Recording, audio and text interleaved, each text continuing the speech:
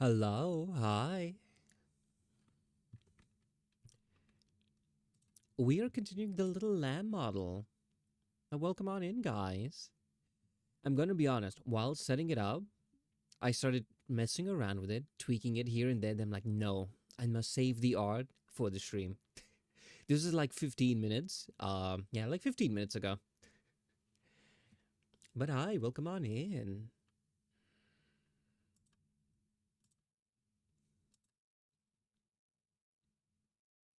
I made it a little bit more rounded. So it's going to be this is normal. And then this will be. Do you guys see the vision? Oh yeah, because it's a wild ordy.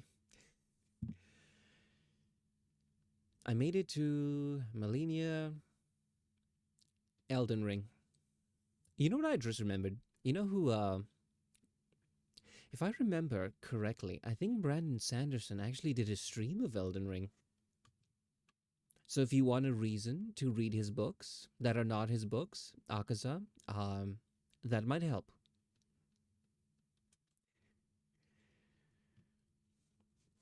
I'm just saying.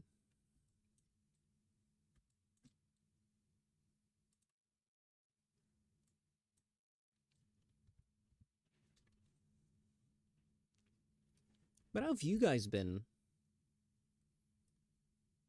My day was a bit uneventful. I did have driving classes, and the guy said I had a little mock exam, so I think I made only 7 minor mistakes, and it's like 14 to have a fail, so I am good to go.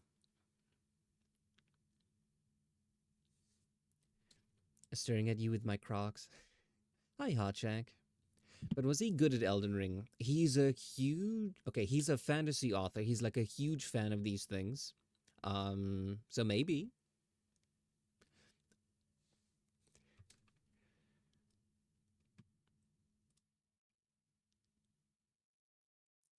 Guys, in like a month, I will be allowed to operate heavy machinery. So if you live in the UK, look both ways before crossing the road, is all I'm saying.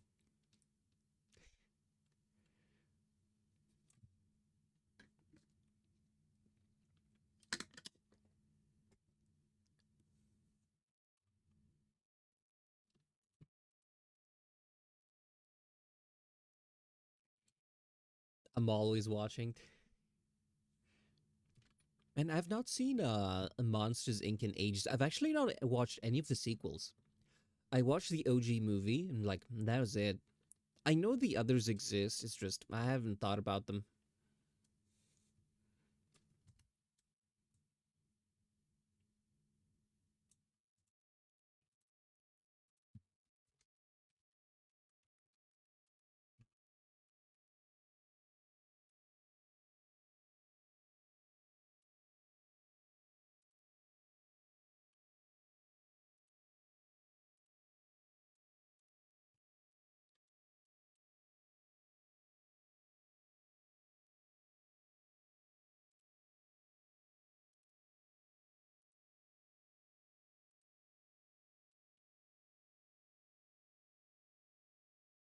Elden Ring was partially written by George R. R. Martin. Oh, okay. I never read any of his books, but I did watch Game of Thrones. Did enjoy it. Ending like most, I found it a bit lacking. But overall, I kind of liked it. I feel like they could have done so much more with like what are they called? The Night King and those frozen zombies. I feel like it's like, oh, this is a threat. This is a threat. They were building up to it for so long, and then they had one battle, and then they're like, okay, they're defeated.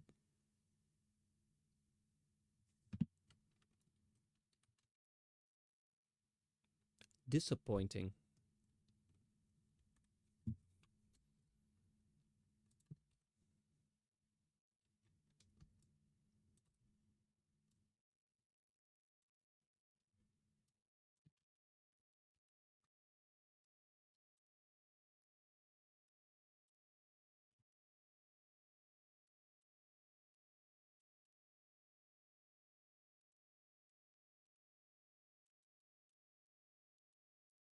I haven't watched Game of Thrones.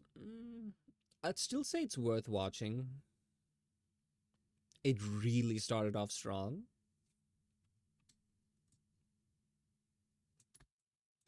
But I'd say don't judge it by the ending.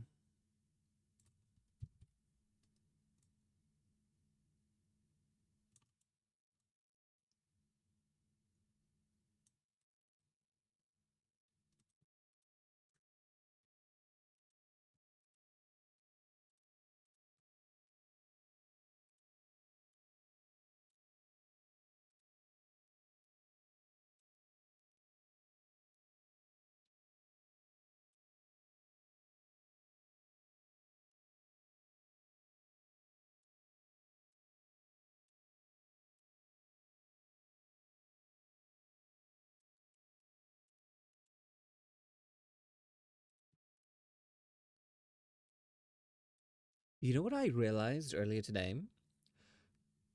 Before, if you see like someone who does like beautiful art and you're not sure if they're like an AI artist or not, you could always go to like their page, you check out to see if they've done any works in progress, etc.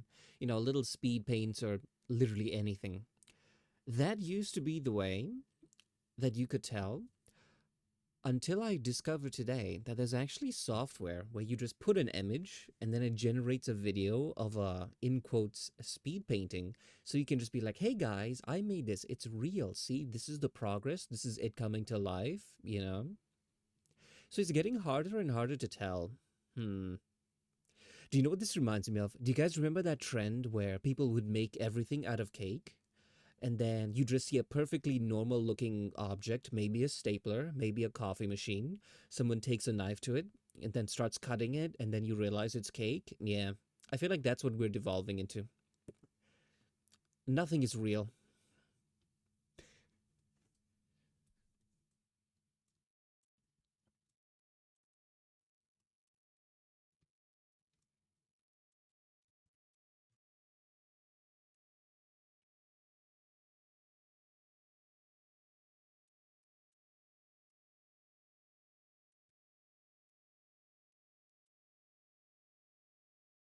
What if the cake is a lie? Is that from Portal? I feel like that's from Portal. Speaking of old games, I think the universe is trying to send me a sign. I randomly thought about Goat Simulator. Later, I was watching someone stream. They finished a game, and it says, "Oh, Coffee Stain Studios," I think it's called. And then I realized, oh wait, that's familiar. Those are the Goat Simulator people. And then I joined someone else's stream yesterday. They mentioned the game once more, completely unprompted, completely random. I'm like, hmm. See, once is random, twice is a coincidence, third time is a pattern. The universe is trying to tell me something. I should get Goat Simulator again. That was a fun game. Hi, Maxine. Welcome on in. Are you aware that you're a sandwich?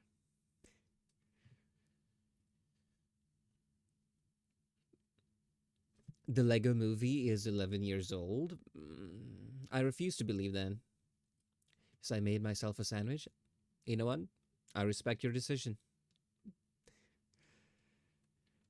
There used to be, when I set it up and I started adding the new models, they what's it called? Wait, hold on. Before the cake thing. Anyway, when I was setting up the new models, I I didn't set a default, so whenever new people would pop in, they would randomly spawn in as sandwiches, as bricks, and then they'd be curious as to why, and then I had to explain that I don't know what I'm doing. I'm just a cat on the internet, you know. Yeah, so every time I see one that is not standard, I'm like, is that intentional or did they accidentally, you know? So yeah, I always want to double check. Refuse to believe it if you want. Well, just because I don't believe it doesn't mean it's not true.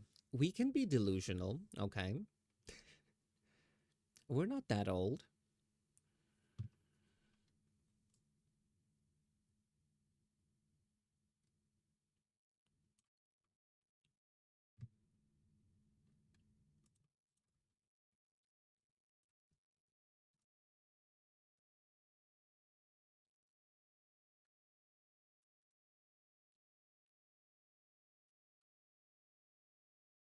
The sandwiches of fighting.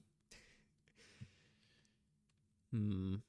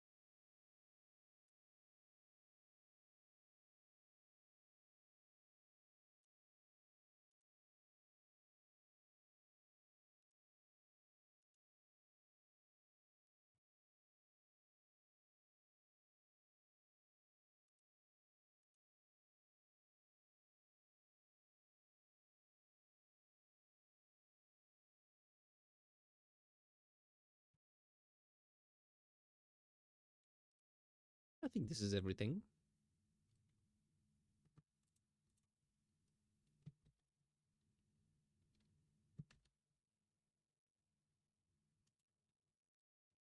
Hold on, I'm just cloning the eye.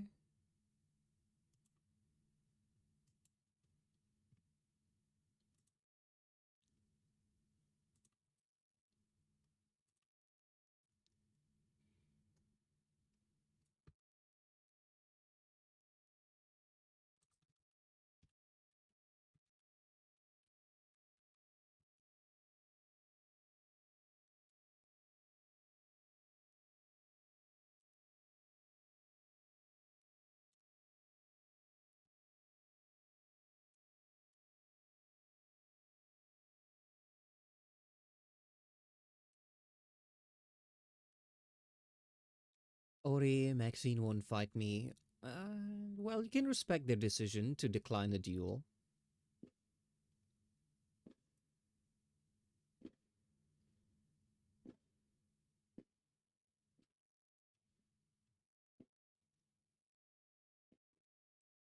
How are you, Ori? I am doing good. I didn't do as much art as I wanted to. I realized my driving lessons drain a lot of my mental energy because I'm just for 2 hours. I'm just in a very high stress situation. By the time I'm done, I kind of just want to relax. But while I was relaxing, I was watching a little art stream. Ow, what's that for? While I was relaxing, I was watching a little art stream, and that inspired me. And I was like, you know what? I want to do art. I considered maybe not streaming, but I'm like, no, my strength has been restored. So,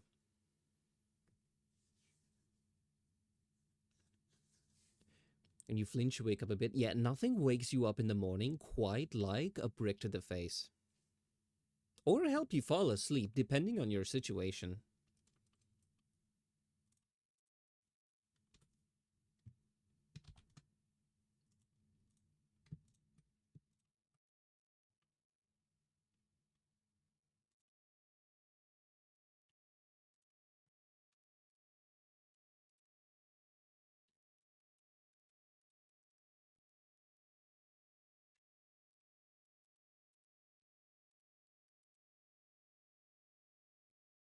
Talking from experience, already.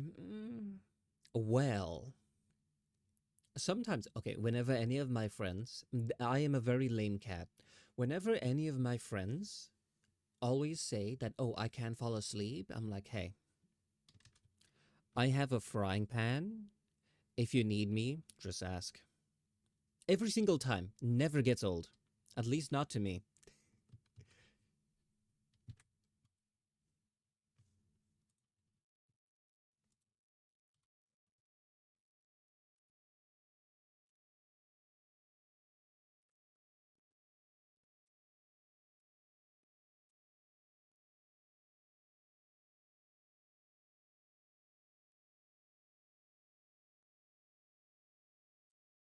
Hmm. Depending on how hard the brick hits you, exactly. There's a brick for every situation. Okay, I want to look at the reference once more. I hear fireworks outside. Are there any British people here? What is Guy Fawkes Day? Or however it's pronounced.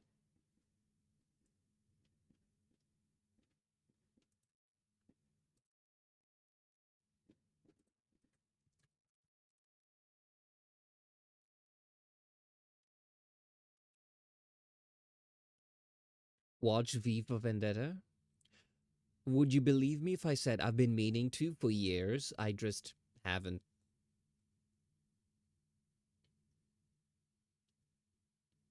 It's the day when Guy Fawkes tried to blow up the parliament.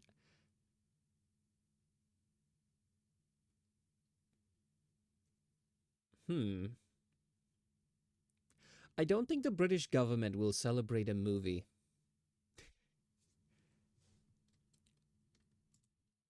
So maybe we're thinking of different ones. Pretty sure it's either liberation of slaves or alcohol. I can't remember which. Don't care honestly. It's Bond saying, remember the 5th of November, the gunpowder toil. And you know what? I'm curious. I'm Googling this.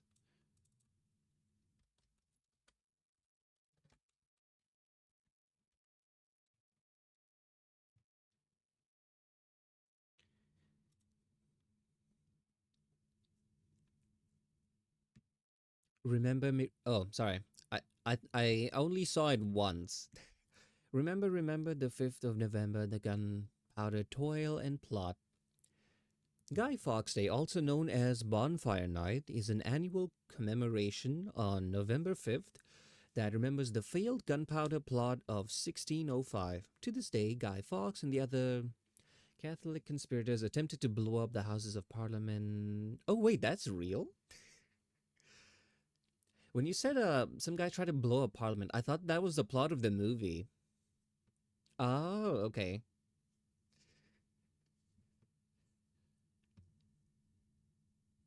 Okay. He was. Guy Fawkes caught the man guarding the gunpowder in the cellars. So basically, they set off explosives to celebrate the fact that they didn't get blown up. Yes, the movie was based on events. Yeah, sorry. Big brain moment. I forgot that could happen. Shad, wait till Ori finds out the Titanic was real too. Okay, even I knew that.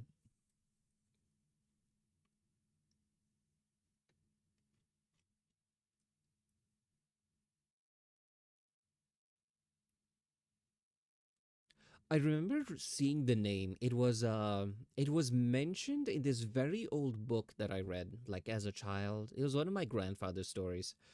And they mentioned it, but I didn't know what it was. And me being, me, I kind of just like shrugged and moved on with the plot. Because, like, oh, this thing is coming out. We need to buy fireworks. I didn't need to understand why. I was just trying to figure out the mystery they were trying to solve.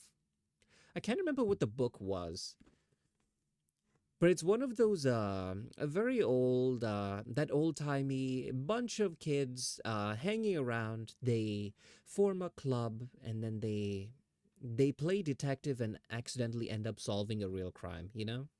It's one of those stories. I can't even remember what it was. I remember there was snow, there was two criminals in an abandoned house, and they avoided detection by pretending to be snowmen. That's all I remember.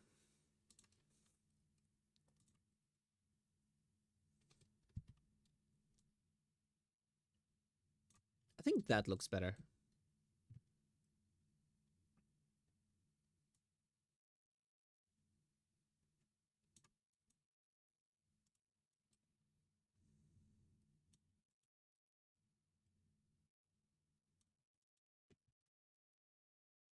Speaking of movies and things that are real, I hate when horror movies say like this is based on a real story and then dumb people think the events actually happened. For example, the Annabelle movies, you know, people would see the movie, they'll see the horrendous stuff that the doll is doing, and they're like, oh my god, this is so terrible, and then they see based on a true story, and that is when they go, gasp, this thing was real. Annabelle is real. Oh no! So demons are real. We're not safe, and they all start spiraling and panicking, right? But then you actually Google the story behind it, and it's just, oh, this is a random children's doll. Some priest was called in because random stuff happened. Problem is gone. Anyway, that is what the story is based off of. That's it. Blair Witch kicked that off along with viral marketing. The only thing that was probably true is kids may have got lost in the woods. Exactly. They take the story, for example, is like people got lost in the woods, and then they write a whole narrative about it, and they're like, this is based on a true story. And like James said, the only thing that was real is that some dumb kids got lost in the forest.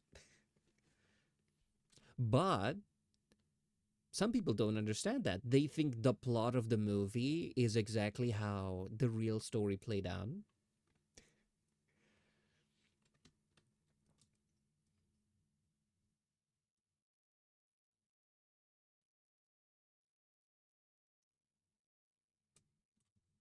I say this because I have friends who are like that.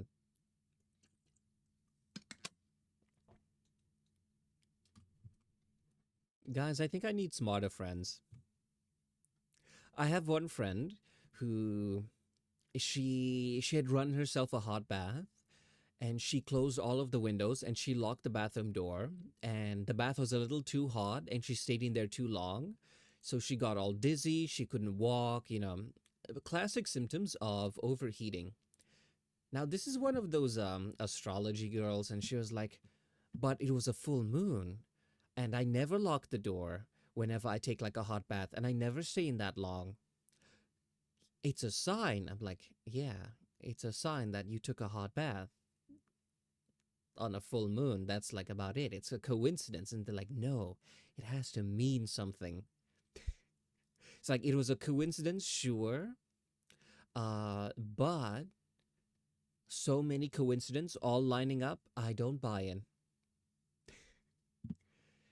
They are unironically one of those people, but they're polite enough to not be in your face about it.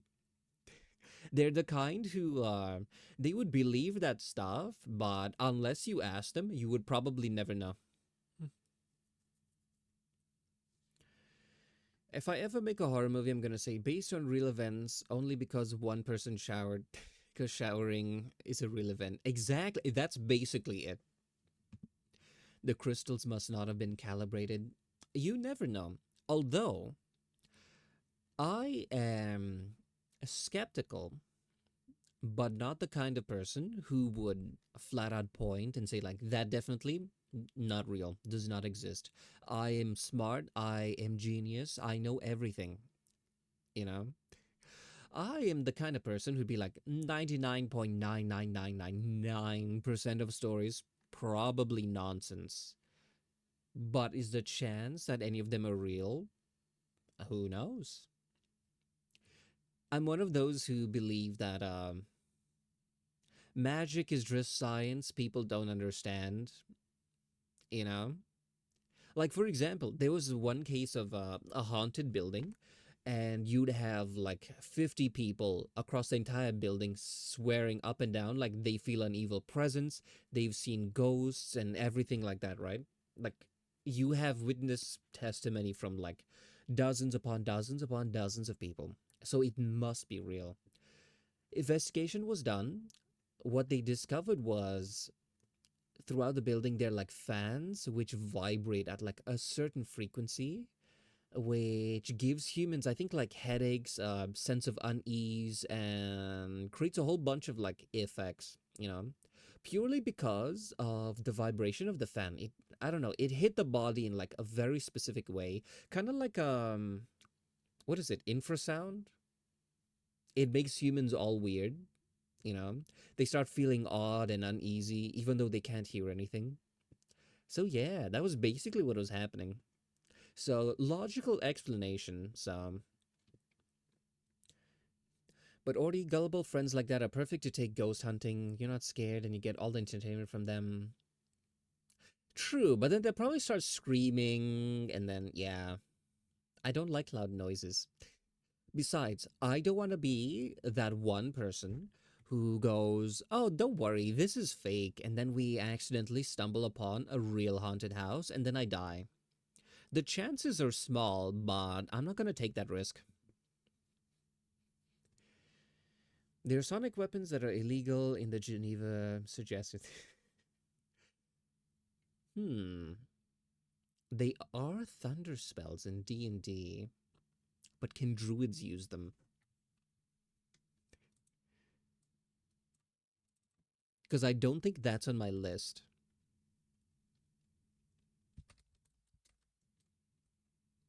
5e druid thunder spells.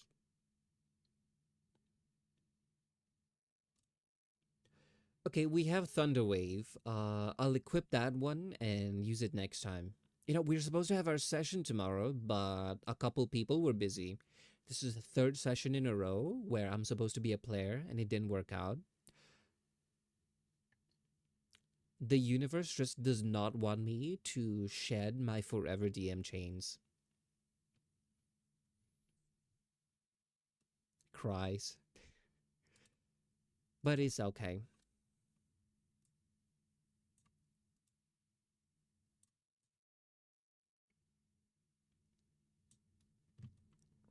It's a little early in the model making progress, but let's try making the animation.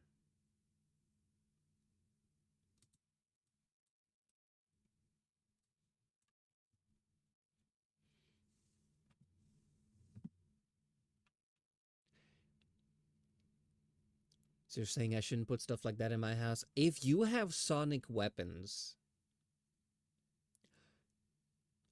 I don't think you should have them at all. Hi, Lamb. Welcome on in. We're working on the little sparkles. Ooh, look what it can do. Normally, these are little eyes, right? But if you open your eyes real wide,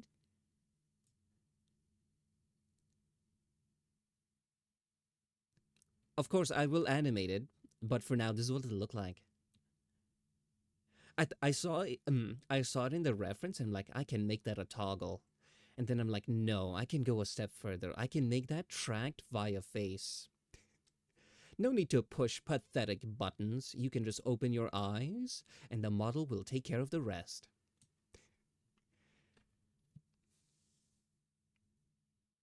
That's awesome. Thank you. It's not my fault I want my house to seem haunted.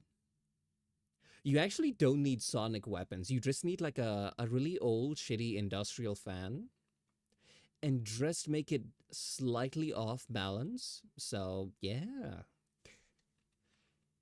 There are easier ways to make your house appear haunted. I talked about this last time, but I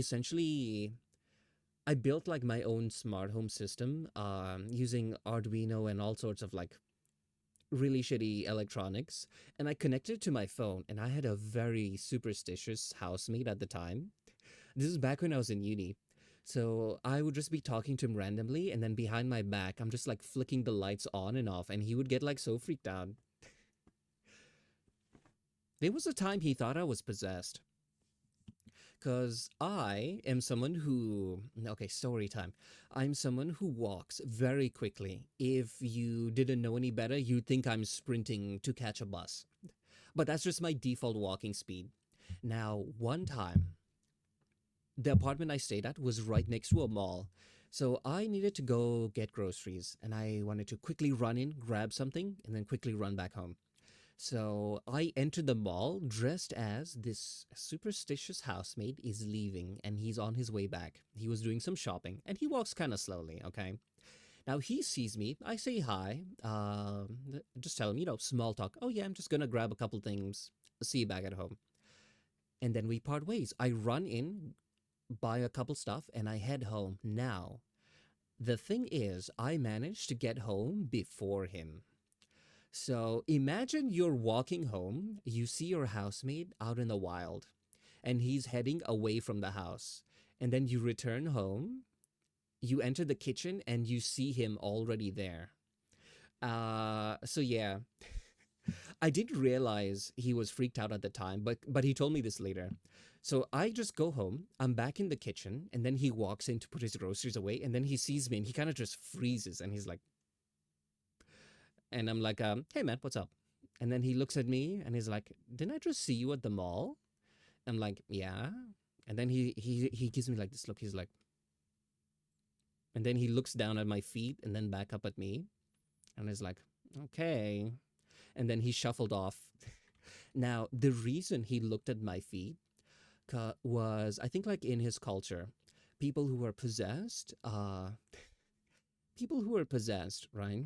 The spirit does not fit in the body well. So he's looking at my hands and feet to see, like, are my toes like clenched unnaturally? Is like, do I look like I don't belong in this body?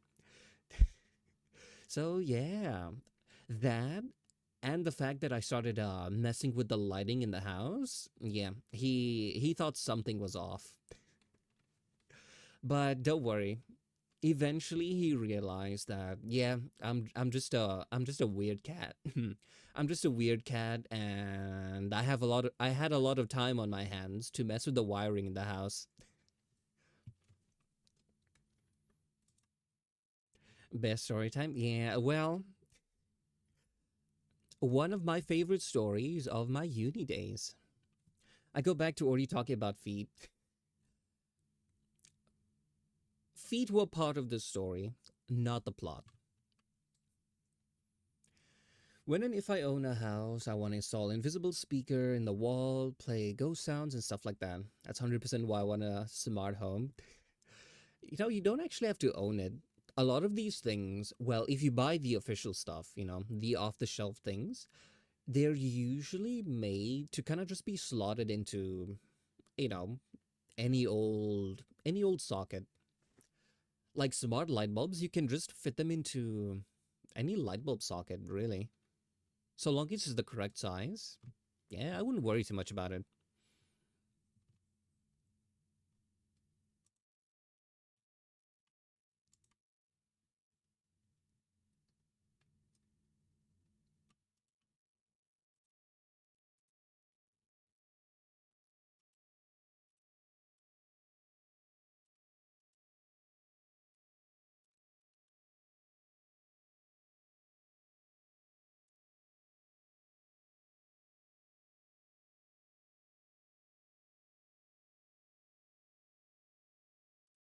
That's not good. Well, I'll fix it later. I forgot to make this transparent. I mean, stuff like invisible speakers, that stuff you have to tear apart the walls for and screw into the walls. You could have just very thin, very small speakers, put it behind a painting or something.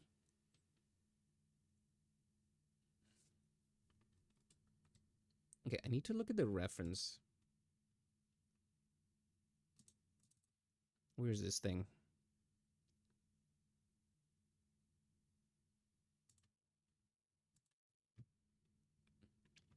Intercoms everywhere. Exactly. I think we did that in. I was part of the book club in my university. Yeah, big surprise, nerdy cat. And one of the pranks we did on Halloween was we had like a Bluetooth speaker that we just like hid in the ceiling. You know how in some offices there are little panels on the ceiling where you can kind of just push them up. So what we did was we climbed onto like a chair and we shoved the thing open, put the speaker in, and then closed it. And then we moved the table away. So any normal person wouldn't think, oh, there's people went through the effort of shoving something up there. And the book club happened to be on one of the floors that in the university were rumored to be haunted. So yeah, that plus spooky season, plus the pre existing rumors of, you know, the haunted floor, and the fact that we did it at night in the evening to the, the few stragglers still roaming the halls. Yeah, I love being mischievous.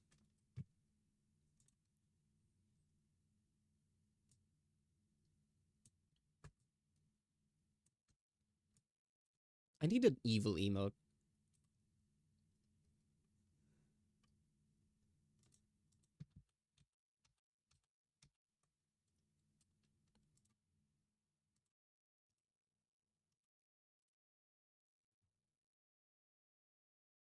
Yeah, drop ceiling. I didn't know what it was called.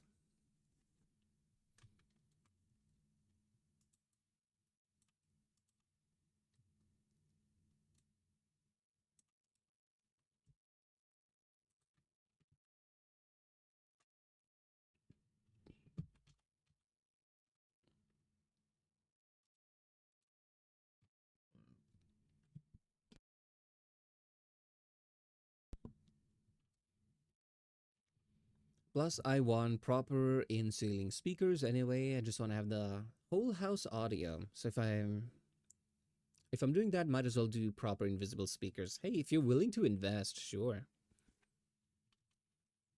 Might be a bit muffled if you hide them behind like a wall or something. You can have speakers that are disguised as smoke detectors. That's what you can do.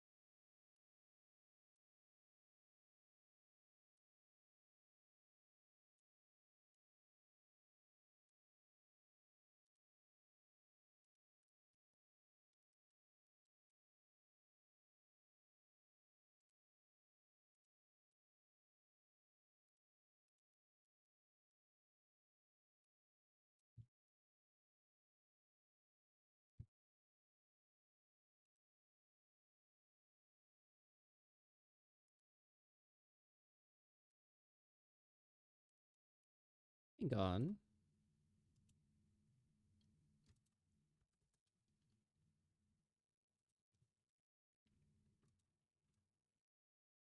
Why is this invisible?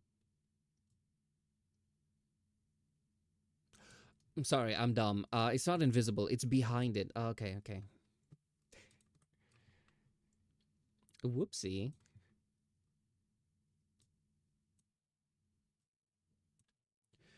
Invisible speakers are also called surface mount speakers. They screw onto, stick to hard surfaces, then turn the surface into a speaker with vibrations basically. Oh, okay, that's pretty cool.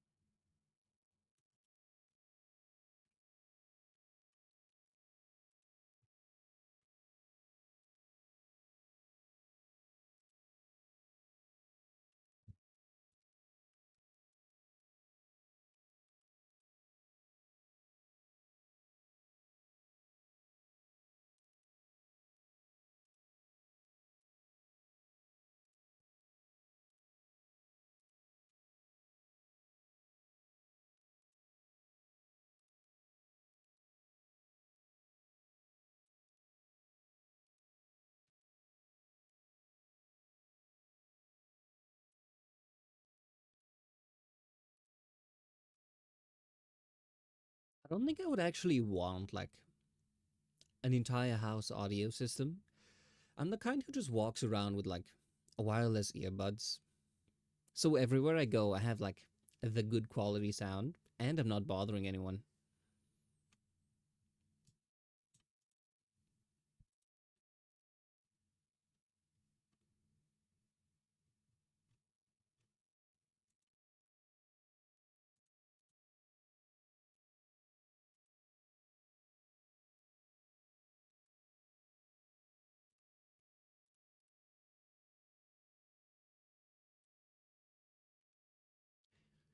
Which would be perfect compared to regular speakers since the audio is less directional. Oh, okay. Honestly, that sounds pretty cool. I can see the appeal.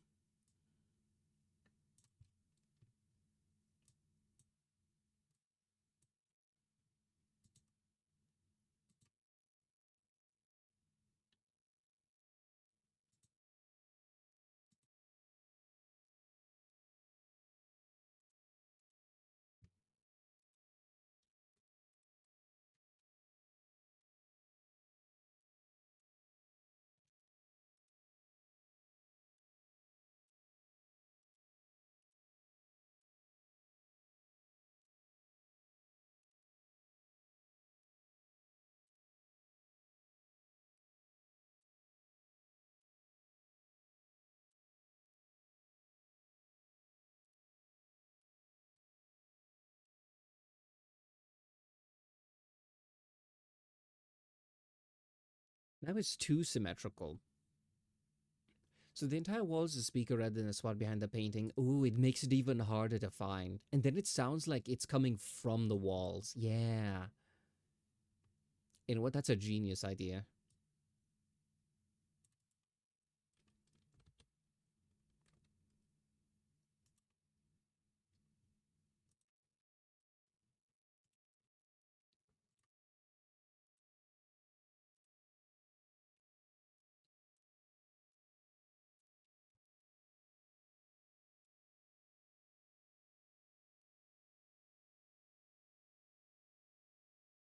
Beautiful.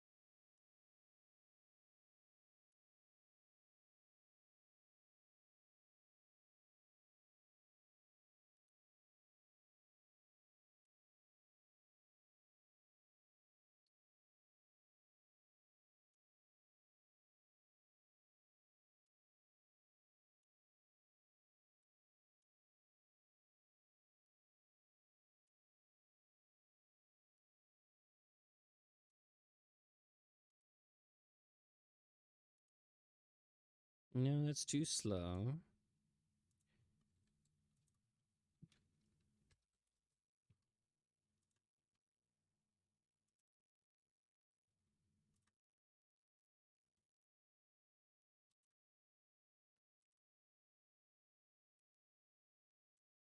I don't have the most experience with live 2D animation, but I want to practice it some more.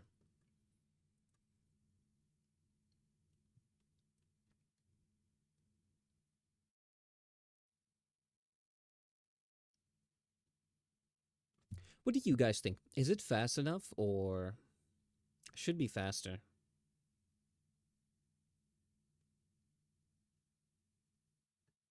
I'm thinking it could be like the tiniest bit faster.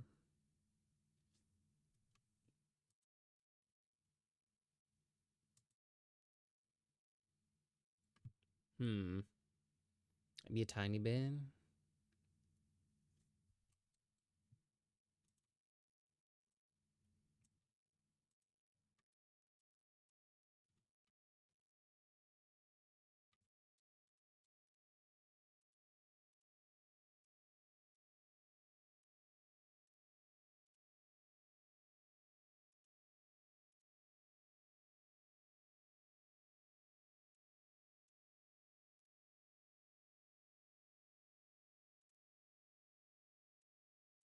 I think this is good.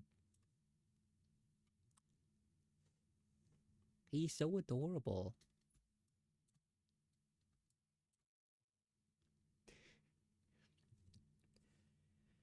That looks great. Thank you.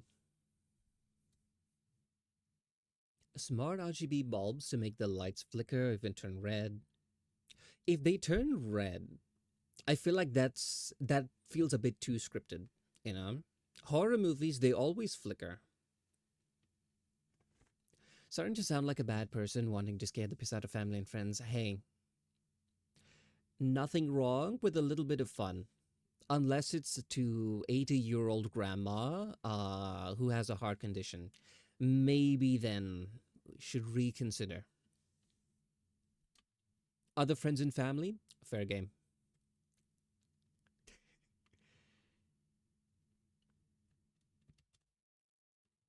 Okay, let me save this. What do you call it? Lamb chop, eye, sparkle.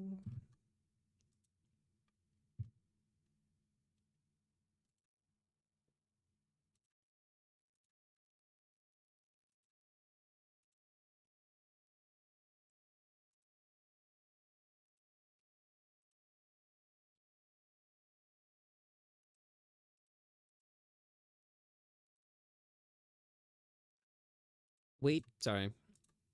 I need to delete this one.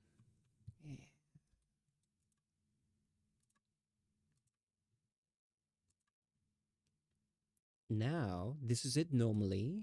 Open the eyes.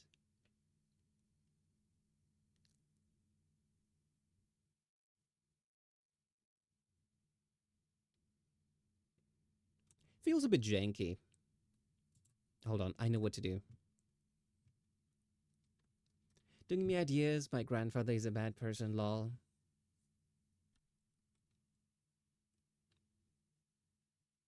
Does that technically count as murder? Morally, yes. In the eyes of the law, maybe. Nah, I just avoid that. Cute. Thank you. Look, I think if we extend this. Hold on. I have an idea.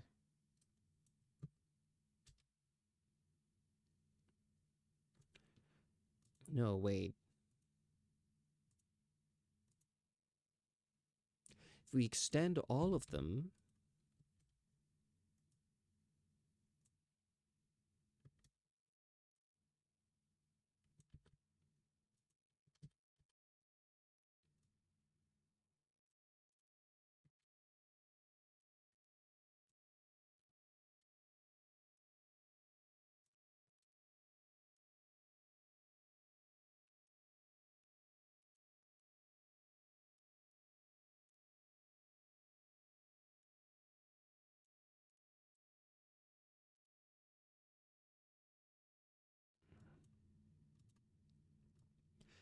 So it does get a bit janky when it's like switching from.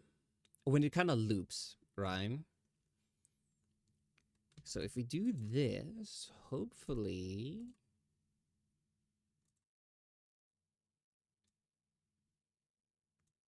Much smoother.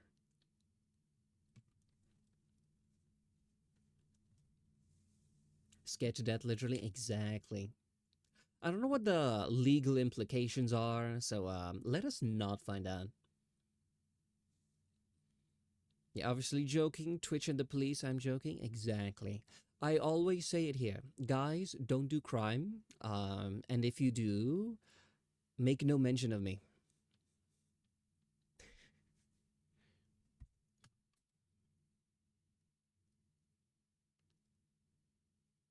I think there's a way to smooth it out as well.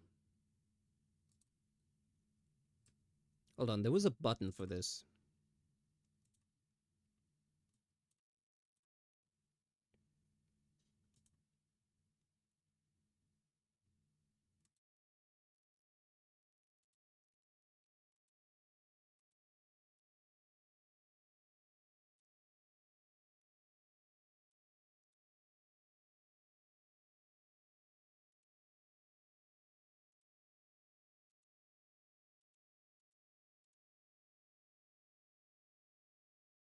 There was a way to change this. Is it this one?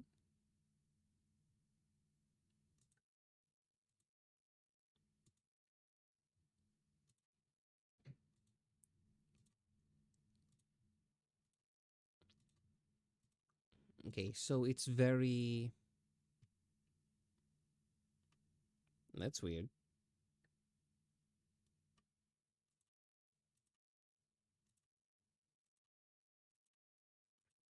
Why are you weird?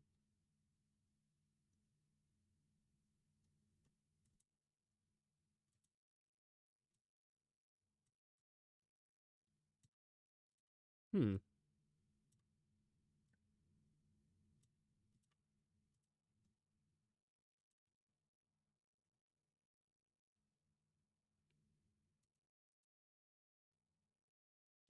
that's much better. Okay, now let's see if that worked. I'll sign with your name, referral code kind of thing. Hey, they say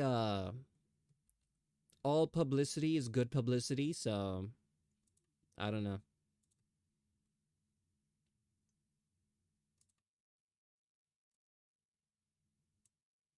Okay, there. That feels a lot smoother.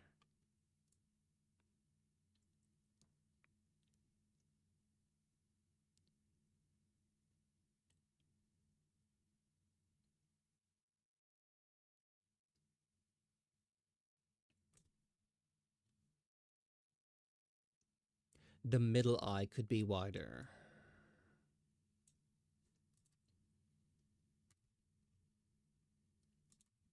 Look at us being productive today.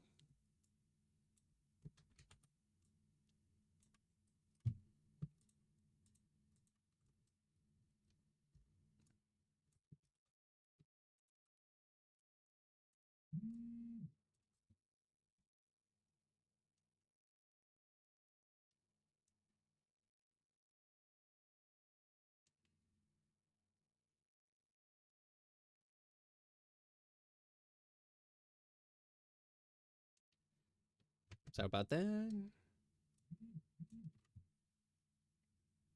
You know what else is productive? Farming emeralds and diamonds to fuel your empire and gatecraft.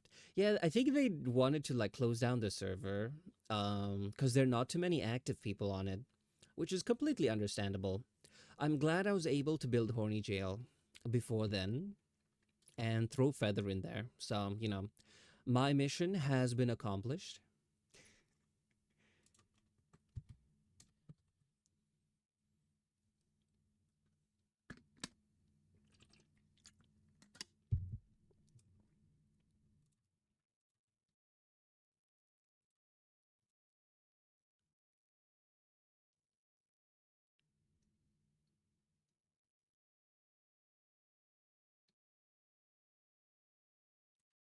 Yeah, through the single.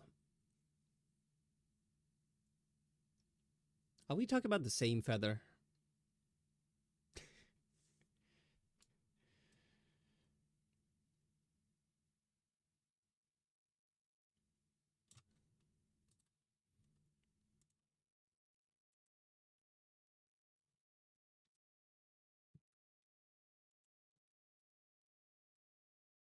You need to understand, I was building Say So Land. Public hand holding is a crime. I wanted to make like a full doctrine with a full list of crimes. Ones I had in mind was hand holding in a public place, looking at someone soulfully into their eyes without a license. What else? You know what? I just need to watch a rom com movie, and literally every cliche that they have there, I'm gonna ban. Their hands brush against each other, and they go, "Oops, sorry. Sorry. Without a license, not allowed. Right to jail."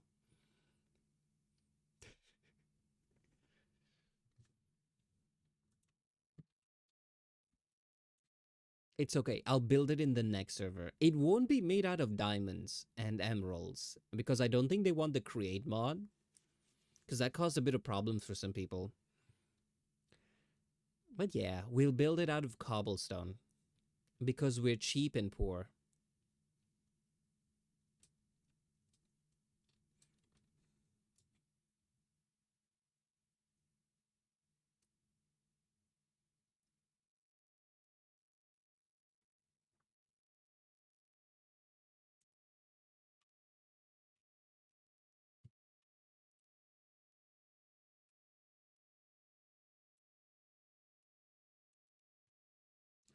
Yeah, when Creed was added, that's when the active player count started to die down. Yeah, I saw on the Discord a lot of people were saying that the PC can handle it. Oh, we have ads.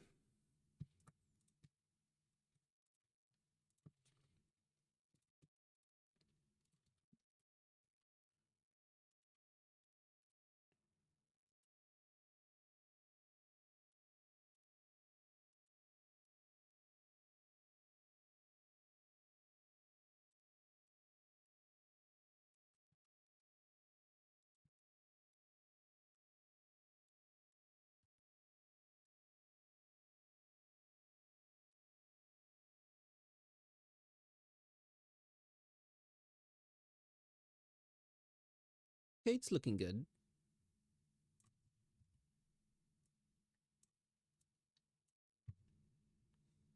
It needs to smile though. I return from ads. Welcome back. One day, we will find out how to turn them off.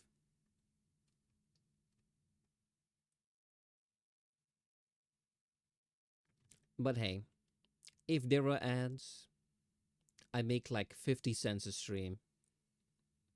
Is it worth it? I don't know. You tell me.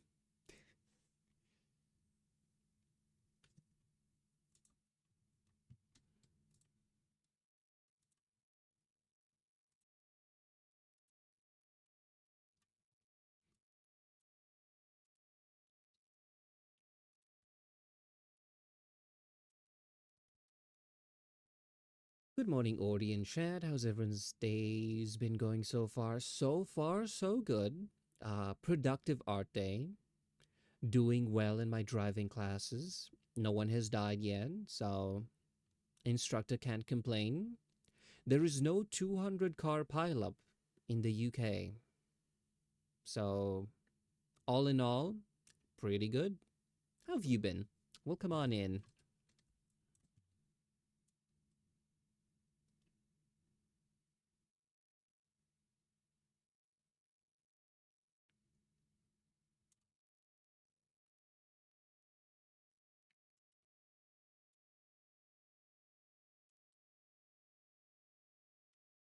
That goes down too much.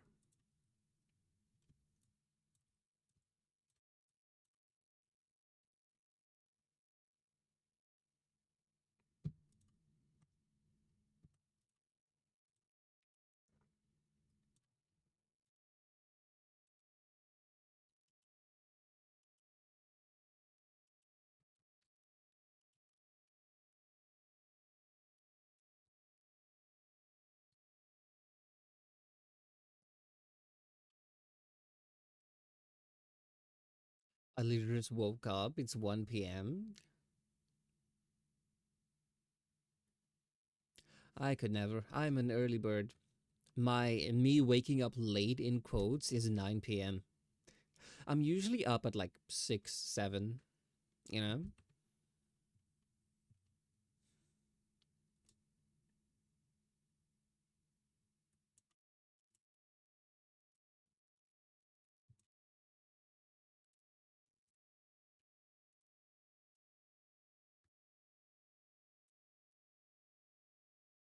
Oh, right. Whoops. I meant 6 a.m.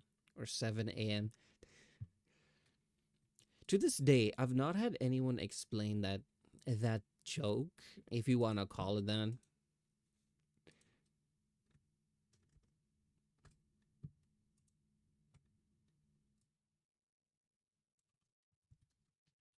It's Zoomer humor. I'm a Zoomer. I don't get it.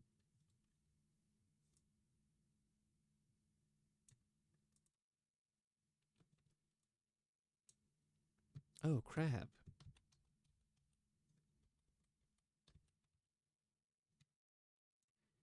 Forget to connect this. Okay, there we are. Problem fixed. Crisis averted.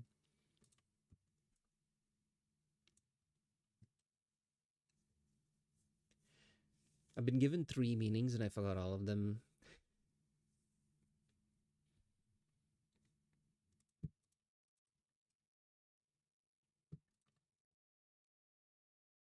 It's like E. I don't know what the E meme is, but I have seen other people also compare it to that. It's like, hey, this is just the new generation of the E meme. And I was like, I don't know what that is.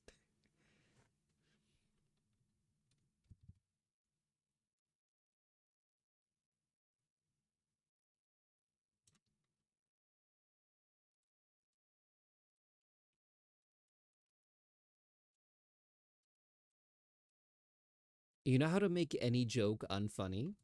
Ask someone to explain it. Could be the greatest joke ever.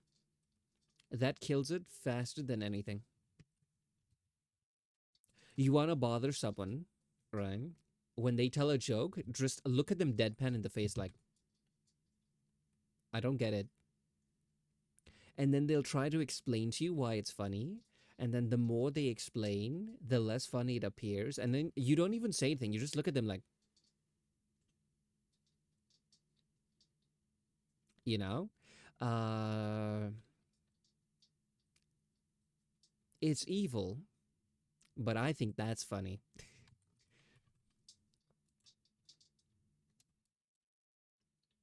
You know, one of my friends, she made a joke, and I did that right over a Discord. She made a joke. Couple people laughed, and I was just there, deadpan silence. I'm like, I don't get it. She paused. It's like, you know, Ori, the polite thing that most human beings do is when they don't get a joke is they smile politely or laugh anyway.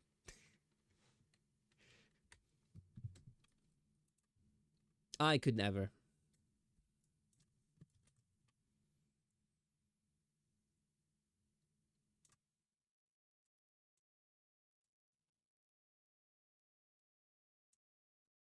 I had to have polite human behavior explained to me. By the way, these are like my IRL human friends, so they know what they're getting into.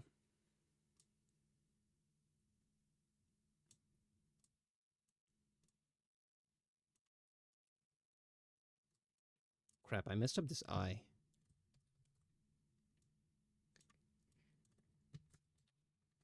But yeah, that's how I know I got under their skin. And that is how I know my job is done.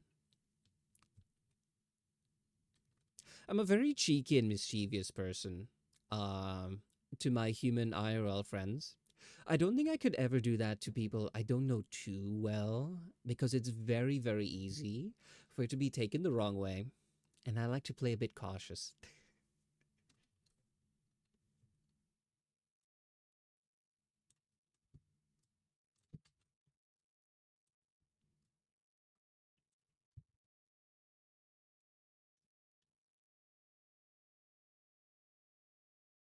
My cheeky humor is not for everyone. So at first, I always test the water. Small little light jokes. If they find it funny, then I'm like, okay, they're someone who would appreciate a humor subset B, for lack of a better term.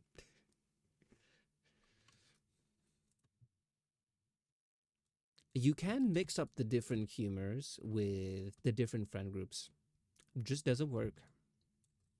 You gotta know who fits where.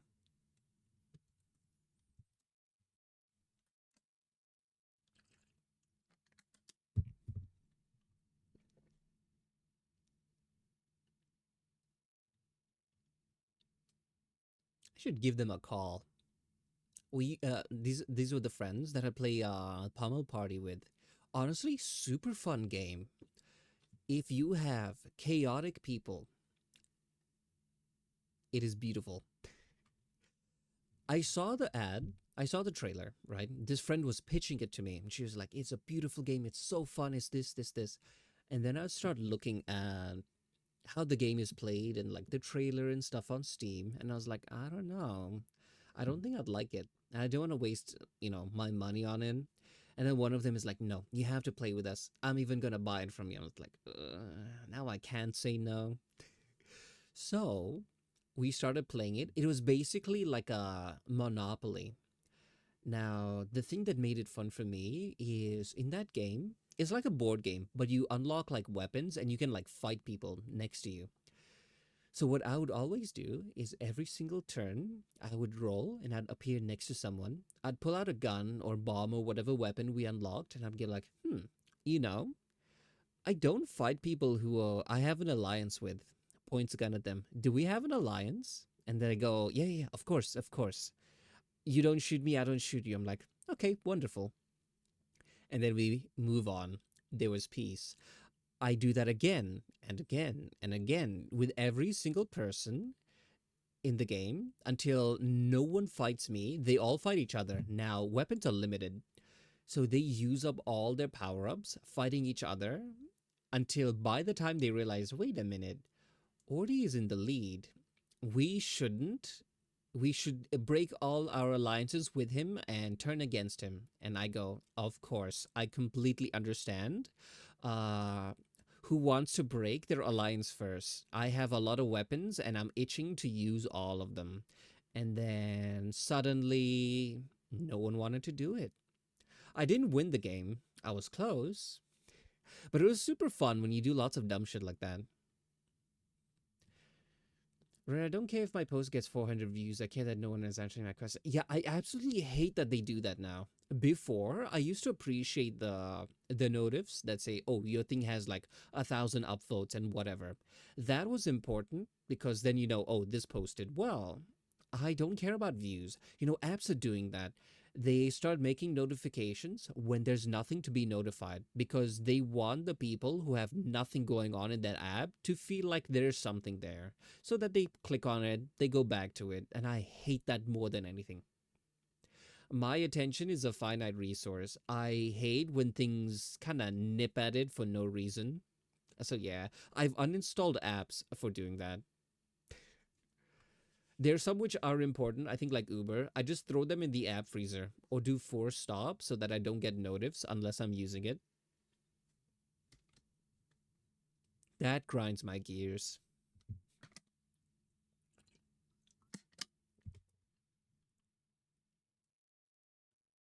I never ask questions on Reddit. I go to people who have already asked and then I look at the solutions. I used to consider it for Live 2D, and then I realized they have a Discord and there's like a support channel there. It is the most beautiful thing that I have ever seen. Brought a tear to my eye because I had an issue. Now I've been rigging for like years, so I feel like I knew the app in and out. I encountered a problem and I couldn't for the life of me solve it. I go to that Discord.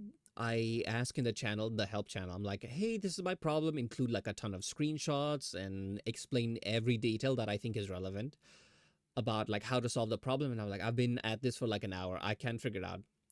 Within like 5, 10 minutes, someone pops in, goes, have you tried this thing? I tried, it works. I'm like, oh, this was the solution. They're like, okay, close the thread or whatever. Beautiful efficiency. Brought a tear to my eye.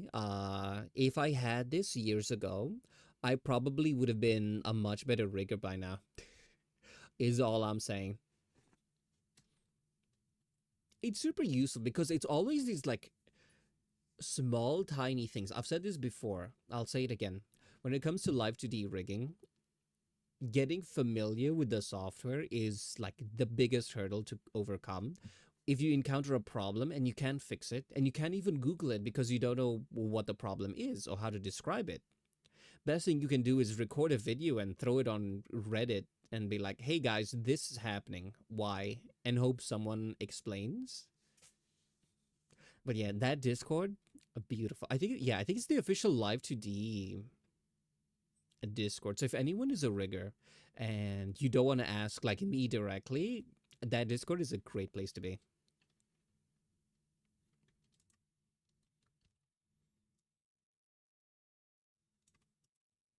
Okay, we're almost done with the eyes.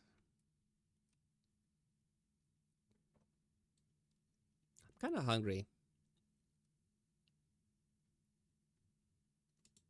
Yesterday, I think I ate food a bit too close to my stream time. So when I had my stream, I think I was in a food coma. I was very tired and unenergetic.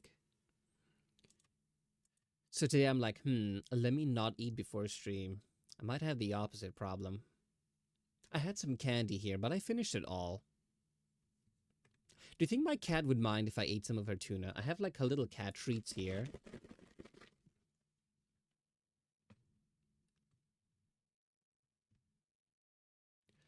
To be fair, I'm asking about an edge case, so it makes no sense if there's no answer, but the view thing pisses me off. Oh yeah, this is completely different. I went off on a tangent. The view notifications, oh, I hate it more than everything. Anything, sorry.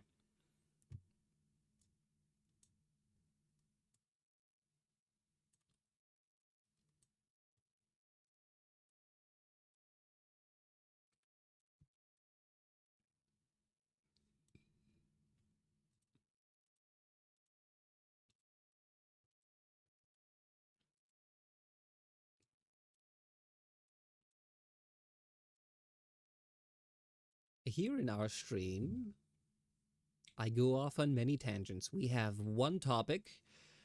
We end up so far removed from the original topic that I finish the yapping and I'm like, what were we talking about? Because I want to circle back, but at that point we have left that topic so far behind that sometimes no one remembers what it originally was. So we're like, if we remember it,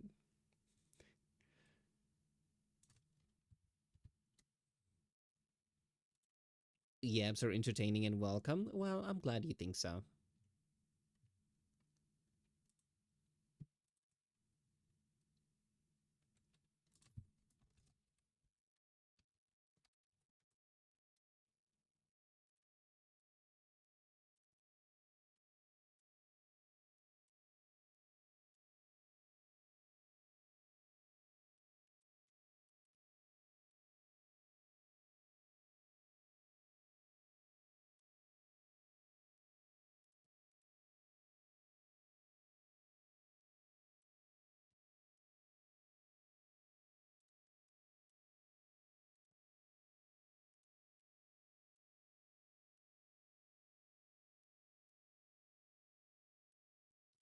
By the way, something interesting happened earlier today. So I popped into like another art stream, one that I am a relatively familiar face. So I show up, I do my usual, three wave emotes. Hold on, let me put it in. You know that one? Every time I show up to any stream, I always do the check-in routine, and I do that. And that person was like, "Oh, those are so cute. Did you make them yourself?" I'm like, "Oh yeah, I did." And then they follow up with, "Do you do commissions for emotes?" I'm like, I've made some unofficially, but don't really have it because they also asked for VGen, and they're like, "Oh, okay. Expect a DM from me in like a week." I was like, "Oh, okay." Maybe that is the marketing strat. You just have to make super beautiful emotes, credit yourself with them, and then pop into every chat and then just start using them. Trust and belief works in like 0.001% of every stream that I've joined. Don't actually do that. But yeah, that was unexpected. And the crazy thing is, I'm like, okay, I've done some animation in reference to emotes, and I was like, okay, maybe I can actually open commissions for animated emotes. And I was like, okay, I put that on my to-do list. And then I got so busy, I never thought about it for ages. And then this popped up. I'm like, maybe I should get around to doing that. There is a market for it.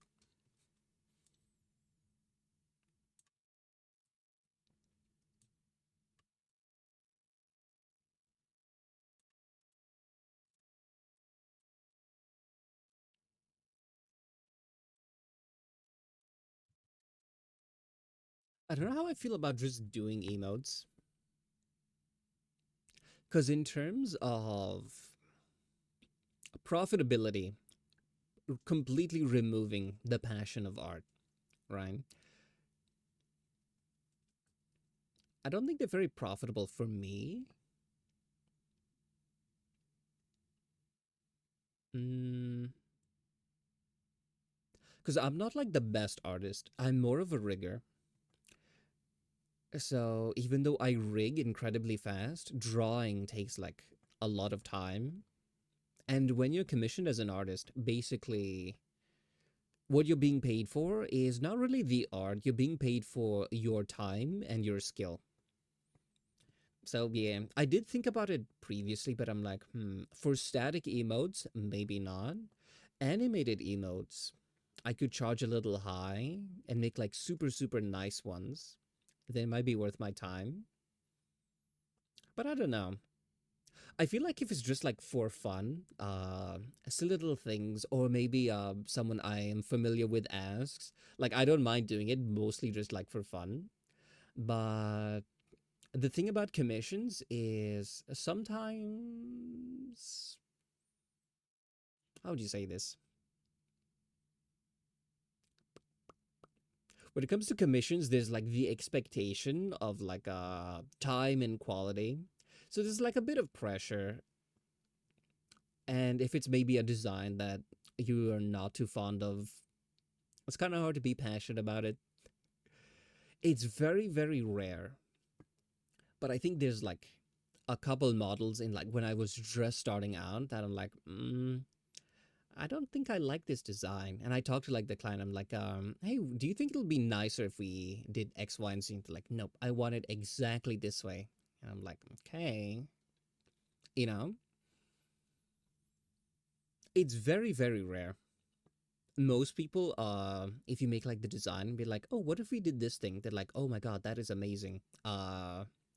But there are some people who maybe they designed it themselves, maybe they drew it themselves, and they're like, it may not be the best, but I want it this way. At this point, I'm rambling. I forgot what my original point was. Maxine says, finished and handed in my report like an hour and a half before the deadline last night. That was stressful. Well, that's the uni life. Oh, at least it was my uni life. Ugh, flashbacks.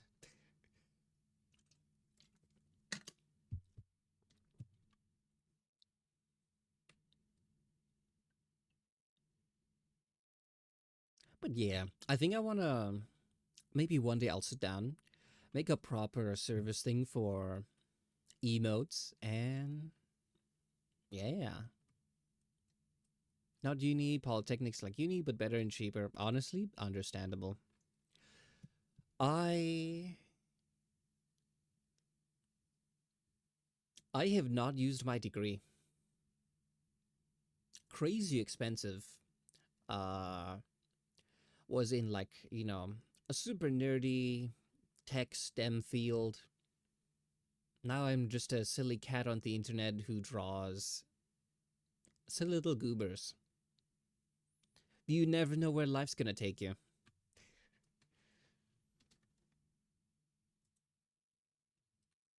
But to be fair, I think it's a sweet gig. Stay at home, I work with my cat on my lap.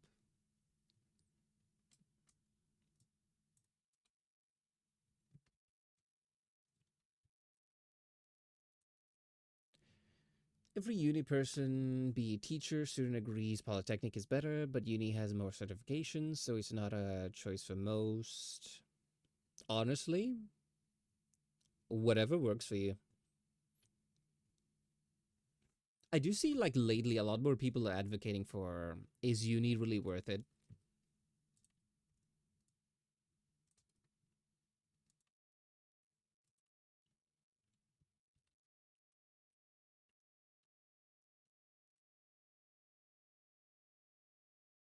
I think you learn a lot of life experiences, because that's usually when most people are learning to be independent for the first time. Maybe they move away from home or they learn to handle like a lot more stuff, even if they're like still living. Maybe they're going to a place that's close by, so they're still living at home. Yeah, I think it's one of those things that help you develop as a person, but it doesn't specifically have to be a uni itself. Literally, just anything. Even if you're taking on like an apprenticeship or just an internship at a random company after like high school. Yeah. I think that's far more valuable than whatever certification they give you, at least practically.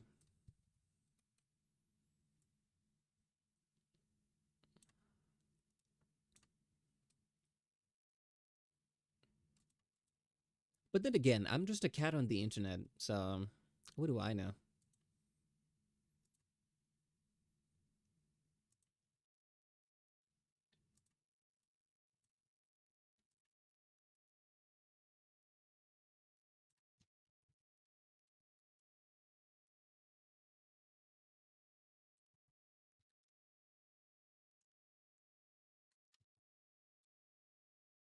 Unar is a very profitable. Yeah, you know what is a very profitable enterprise? Requires no certifications. Scamming investors.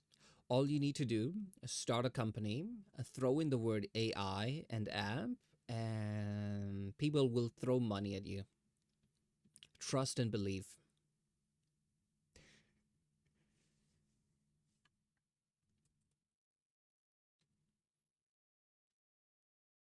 How Polytechnic is better. It's better. It's less theory, more practical, especially with their slogan, do the skills you learn. I personally love practical more than theory,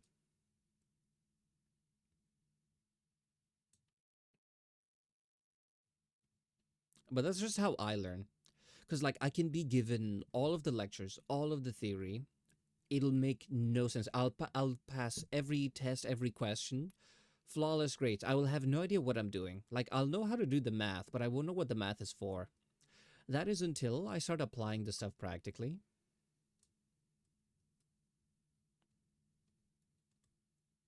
Also, these eyes are more advanced than some models that I've made.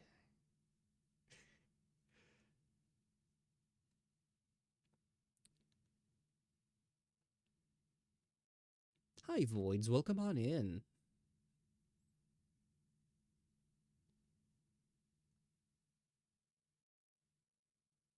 But yeah, I actually was watching a documentary by the channel Cold Fusion. Honestly, one of my favorite channels. It was talking about vibe coding, and apparently, over the years, there's a lot of stuff that can generate code for you and even generate basic apps based on like prompts and stuff. So what a lot of people would do is they would make startups. They will get some random AI to, you know, poop out a random software that barely works and be like, we are gonna be doing this thing. See, this is our app. Investors throw money at them. Other companies start buying them, and then they make bank and they leave.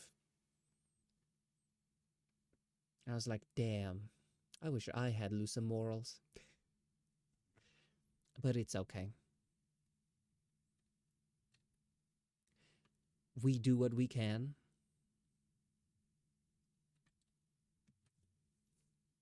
Yeah, I love practical. One assignment was assembling a network. We do have software to do it virtually, but no, we built and configured a network with high-end networking hardware. You know, that is like super fun. I love fiddling with things. That's I like just playing around with what's it called? Playing around with hardware. Sure, software is fun and all, but you know, to actually fiddle with something and then seeing it work in the physical world, I don't know. There's just something about it. South Park had an episode on that when they went up against GoFundMe. At this point, South Park has an episode for everything.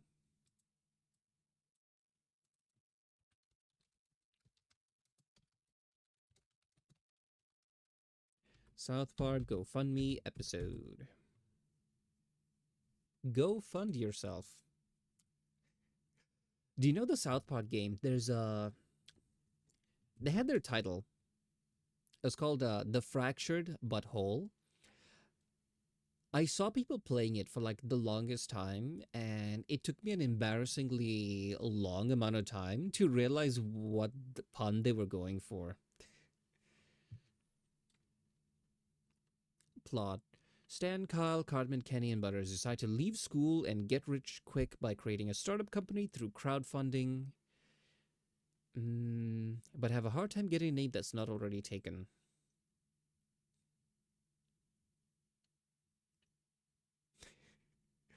Okay, this plot is a little bit wild, so yeah. That was a good one. You know what? When was this even aired? 2014.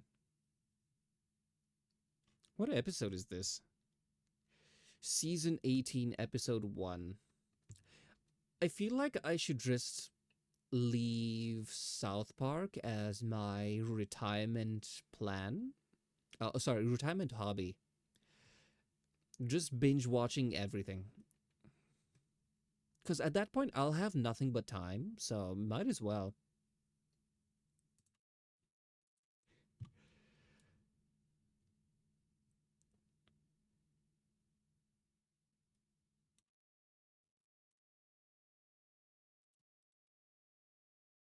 You know what I'm reminded of? My early days of streaming.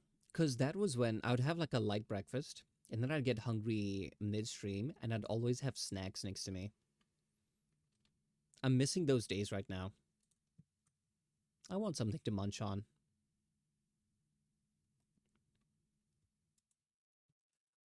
I would have emergency snacks just at my desk at all times, but I know myself, I will just eat them,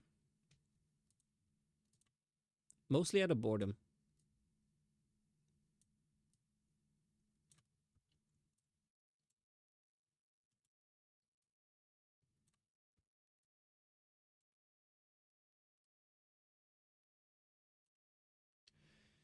Yeah, it was super fun, but after that, I do not want to play with Serial ever again. Thank God the networking company I'm looking at doesn't do Serial or Command Line. They're basically the Apple of networking.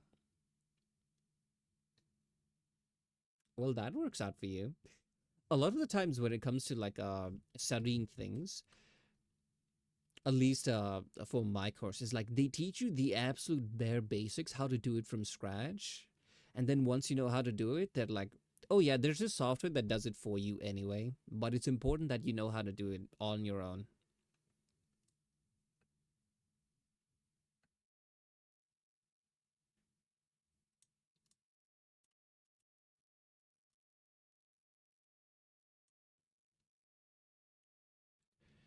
Well, technically, their CEO worked at Apple and it shows. Oh, okay.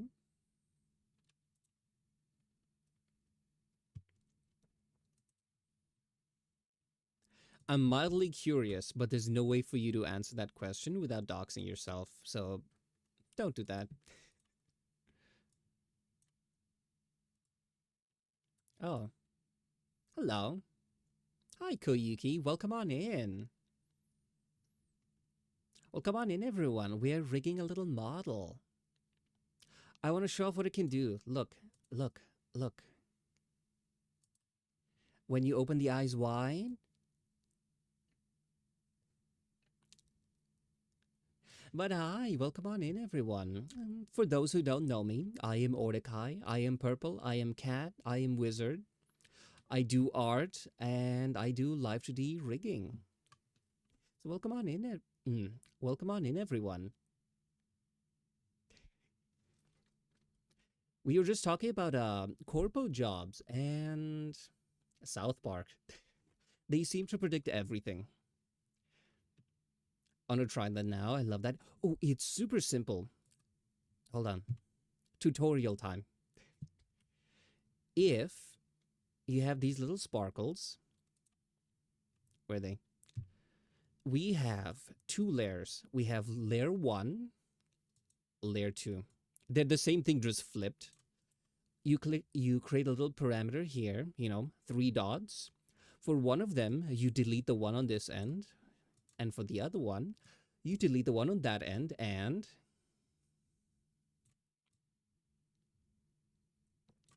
so you just make a very simple animation. It's basically just flipping back and forth. Set it as an idle animation, and next thing you know, ta-da! I've been wanting to like do this kind of little trick for a while, but just never had an excuse to do it until I saw the reference for this little guy. And I was like, I can make it sparkle. But hi, welcome on in. Hope you have a great time. Um, don't let the category fool you. We are mainly a dress yapping stream. Thanks for the follow. It's adorable. Thank you. We love the live to detism. Do you know, I actually have a redeem. There was a time when I was trying to convince my chat that they should learn live 2D rigging, even just for fun. And apparently, that's the most enthusiastic and alive that people had seen me. And it reminded me of that one scene. Hold on, I have a redeem here. It's actually called Ordi Teaches Live 2D. Yeah, it's basically this one.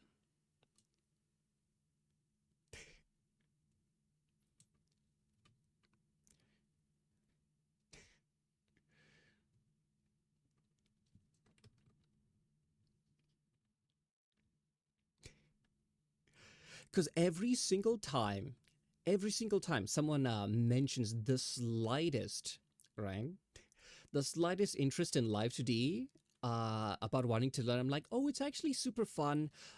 It's a little bit daunting at first, but that's only because you're unfamiliar with the software. A lot of these things, you just need someone to point out and be like, oh, this problem, not too tricky, just do XYZ, completely solves everything. And apparently, I had the enthusiasm of a Megumin from Konosuba. Well, I missed that anime. It was the show that I'd always have downloaded on my iPad so that I have something to watch on very long flights. Or you tell them how I summoned you. Yeah, Maxime here was like on a, was it on a chat or was it on a Discord? They're like, hey, I know how to summon Ordi. Clears throat. So I'm interested in learning live 2D, and immediately I come crashing through the wall. Should watch it again. It's super easy, just takes lots of time and practice. Exactly. The most demoralizing thing is encountering an error and not knowing why things are broken, right? Uh, like, for example, you could like clone an eye. Say this thing. You could clone it and, like, oh, I copy this. I want to move it here. Hold on. I'm showing example. And you copy it there. Sorry, you can't see it. And you're like, oh, okay, what if we move it and stuff? Why is it all buggy? You see, if you close the eye. Sorry, this is a bad example because it blends in. Hold on, you know what?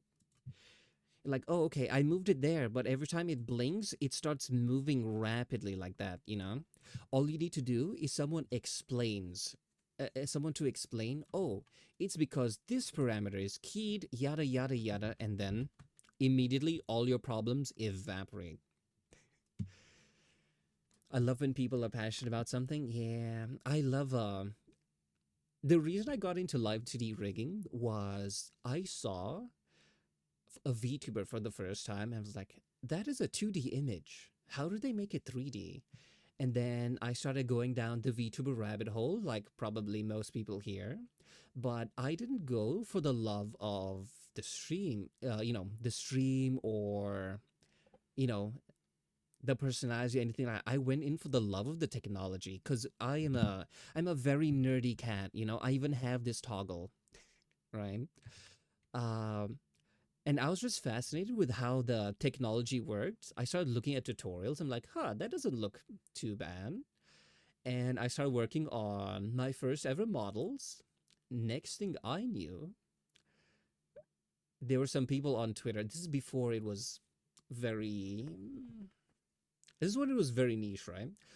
A lot of people started seeing it as like, oh, do you take commissions? I actually like that model and I want one. And that was like, oh, okay, I actually don't, but maybe. And then I started looking into like commission platforms. I think Artistry was my first one. And then it snowballed from there. Next thing I know, I am a full-time artist. Going to get ready for bed. Well, thanks for the raid. Hope you rest well. And yeah, bye bye. So the eyes jiggle and wanted to do the same for myself. Ah, I love jiggle physics here. You see the little sheep here in the corner? I think this is one of my favorite ones. He's so squishy.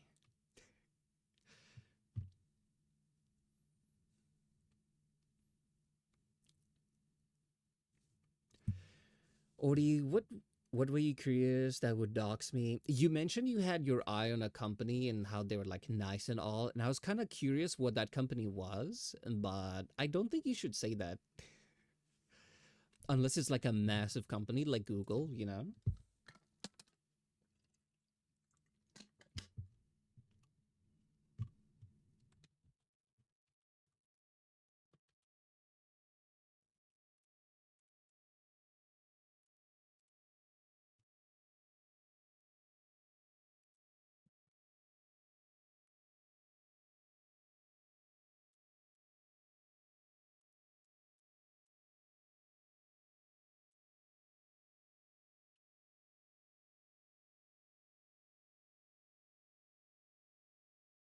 Hmm.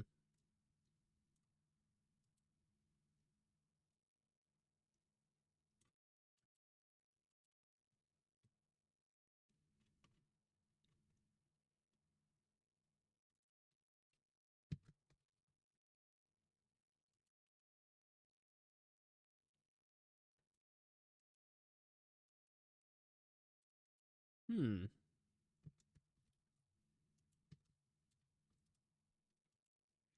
Just have a keyframe here and hold on. This was a little broken and I hadn't realized. Okay, there we are. Not to work for them, I meant like I like their products and want to buy them. Oh, okay, okay. I misunderstood. Yeah, gotta stay safe out there. There are a lot of crazies.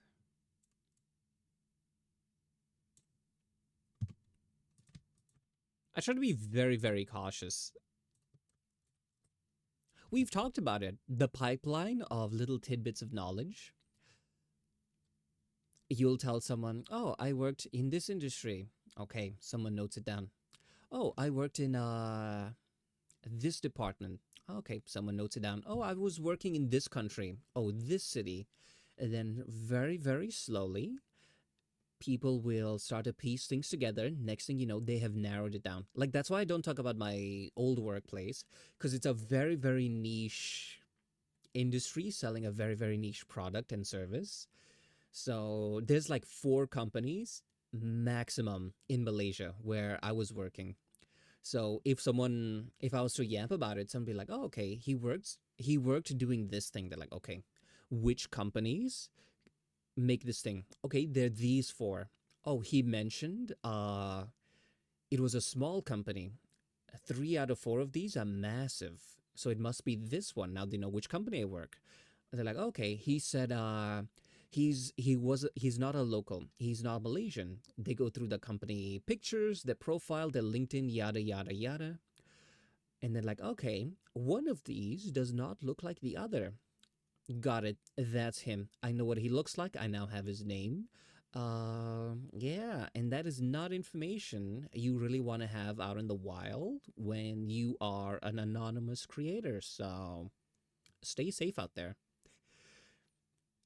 Think of it like you've seen those people who play geoguessers, right? So if you're taking pictures of the outside, be a little bit cautious. Not around windows, not around your neighborhood. Even then, I was like, hey, I don't, at nose, I tell people I live in the UK. I don't mention which town, which city, which whatever, right?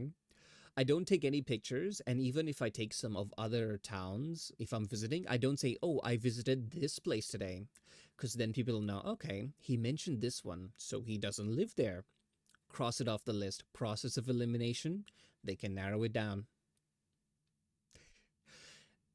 Maybe being a little bit cautious, but I don't know. I've had some weird encounters with humans IRL. So rather not have people knowing where I live. I'm back. Sorry for the sudden leave. Brain got a little stinky, but fresh air helped. Well, I'm glad that it helped. And, there is no hours or quotas here. You can pop in and out as much as you want. God knows I do. Like, if I'm in a stream, sometimes I like leave for like an hour or so and then come back. And since I am not a very active chatter, I don't think most people notice.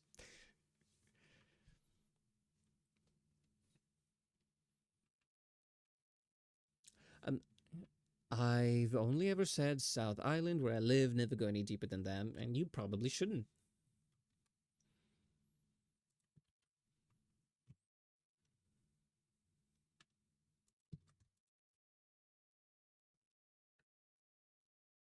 I wish I didn't finish my candy.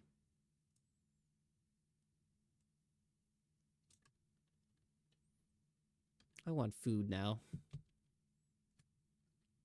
Rib no candy. Do you know what the problem was? I have some dietary restrictions. I can't eat certain stuff. So I had to buy candy that didn't include certain things in it. Otherwise, it's not good for my health. So I ordered like the candy on Amazon, and I was like, there is this giant 1 kg tub of candy. I'm like, I could buy that, and it'll probably last me like 3 months. I finished it in a week. I ate the last of it today, and I'm like, okay, I cannot be trusted with a large amount of sweets just like laying around. So, not gonna order that again.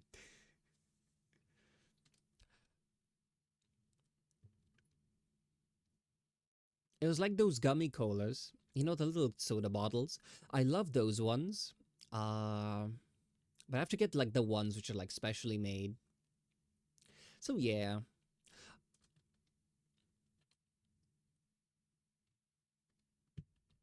I think since I hadn't had candy in like such a long time, I kind of went a little rabid.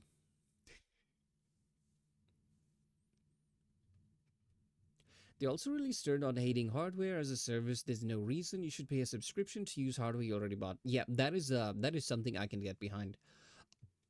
And unless software uses like cloud or server services, I don't think you should be paying subscription either. Imagine you buy a game and then like every month you have to pay just to own that game. That's crazy. But if it's a multiplayer game and they have like server costs and etc., I can see an argument there. Or read the message I replied. You didn't read. Oh wait, sorry, I missed it. I thought you were talking about the. All right, you are talking about the company. The company is. I don't know how to pronounce that. They make really good stuff. The Apple of networking shows. Oh, okay. I do like Apple's interconnectivity when it comes to like their stuff. I just don't like how that network, their Apple network, doesn't work with anything that is not an Apple product. I really, really hate that. AirTags, especially, they could have made, yeah, they could have made a killing if they had an Android app that works with AirTags, because then Android users would have been like, oh, okay, I'm not an Apple user, but this is a product that I could use. Oh, okay, it's not native to Android. I'll just install an app, you know? They could have done that, but they're like, no, Apple and Apple only. I didn't like that. Well, I had an iPad, so I use AirTags to track my cats, like Wally, especially if he goes outside and I need to find him. Yeah, that's super useful. It's not the best thing, because sometimes if they get lost and they're like really deep in someone's garden, you can't get like a signal. And for those who are new here, recently my cat Wally got lost. He disappeared for like 4 days. I was roaming the neighborhood trying to find trying to find him. I was waving around my iPad trying to get a signal, and I couldn't find him. So at that point, I started getting desperate, and I was like, okay, we need to find a way to boost this signal. what did I do? I'm like, okay. I bought a cheap secondhand iPhone. I got this really long stick. I'm talking like 1 story tall.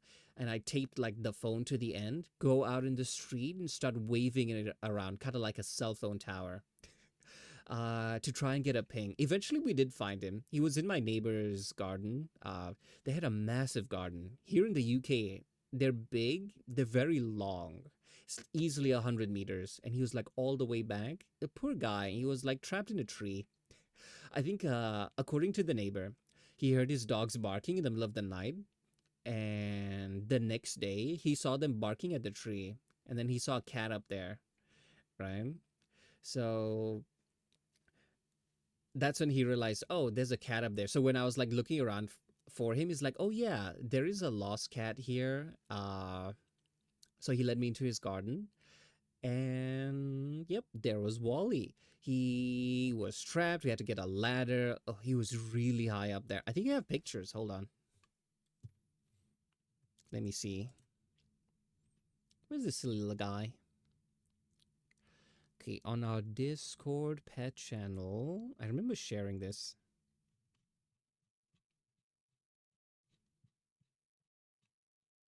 Did I share it here? No, I don't think I did. But I put it in general. Because oh wait, yeah, it is in general. Here's my this is my idiot son who was trapped on a tree for at least 2 days.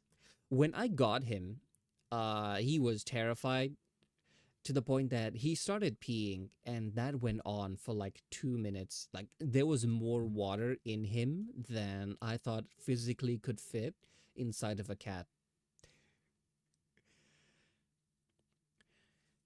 The interesting thing about their ecosystem is it works best with itself, of course, but they don't stop you from using it with other stuff. In fact, they even enabled it in some cases. Honestly, understandable. I can respect that. That's a company I can get behind. It's a reason my cat's an inside cat. Don't let me inside. The thing is, Julian, she is an indoor cat, but Wally's one of those cats who, if he doesn't run free and cause chaos, he starts getting mischievous and acting out. Now, in this house, there is a cat flap, so their house cats can go in and out. There is no way for me to let Wally roam the house without him going outside. The only option I have is to lock him in my room. The way like Julian is. Julian is the cat. The door is open. She does not leave. She has no interest in the outside world. Call the fire department. Oh, there's no need. We got a ladder, and the biggest problem was he wouldn't let go of the branch. Like you tried pulling him, he would like cling to it. So yeah, one of my housemates, he's very handy, so he went up first to try and get Wally. But the thing is, he kept treating Wally with dignity and respect. I'm like, no, this is a very naughty cat. You have to be very aggressive with him. He's very docile if you grab him, but if you try to be gentle, he will fight you. So yeah, eventually I had to go up there. I basically grabbed him by like the scruff, and I'm like, okay, Wally, forgive me, and kind of just yanked him back. He was hissing at me the whole time. Oh, he was so scared. My poor boy. Oh yeah, this is my cat Julian. I don't know why she looks like a traumatized Victorian child here, but I love this picture. She's so cute. Anyway, this has become a cat showing stream. So, yeah, Julian is like the calm princess who never wants to go outside. Like, my door is open. At most, you see here, she's like exploring the hallway. She goes out, she checks it out for like 5 minutes, and is like, you know what? No. And then she pops back in. Wally, on the other hand, he goes out. He loves running around. He loves going to the neighborhood, checking out the neighbors' gardens. But he's well behaved in the sense that he always comes back in the evening.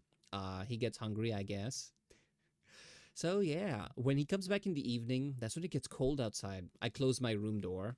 And yeah. Although I noticed since autumn began, it has been getting kind of cold. And literally yesterday, I saw the cutest thing. He went outside through the cat flap, and then 10 seconds later, he immediately comes back in and he starts like shaking his paw. Like, when cats step in something wet or they get cold, they start like shaking off their hand, trying to dry it. Oh, he went out, he came back, he did that. I'm like, ooh, it's too cold for him outside. Poor baby. Yeah, you're right. That's a traumatized Victorian child.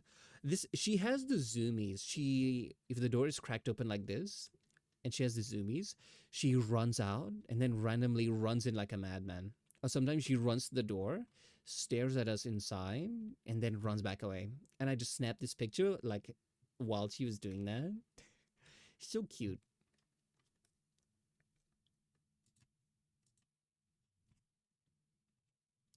What is Wally?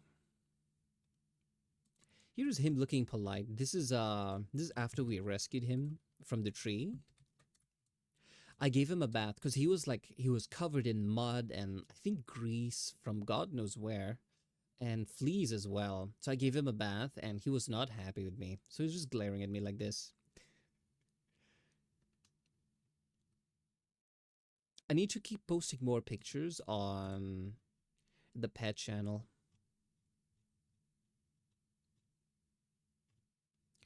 And I just want to point out that Julian, my daughter, like father, like son, a VTuber enjoyer.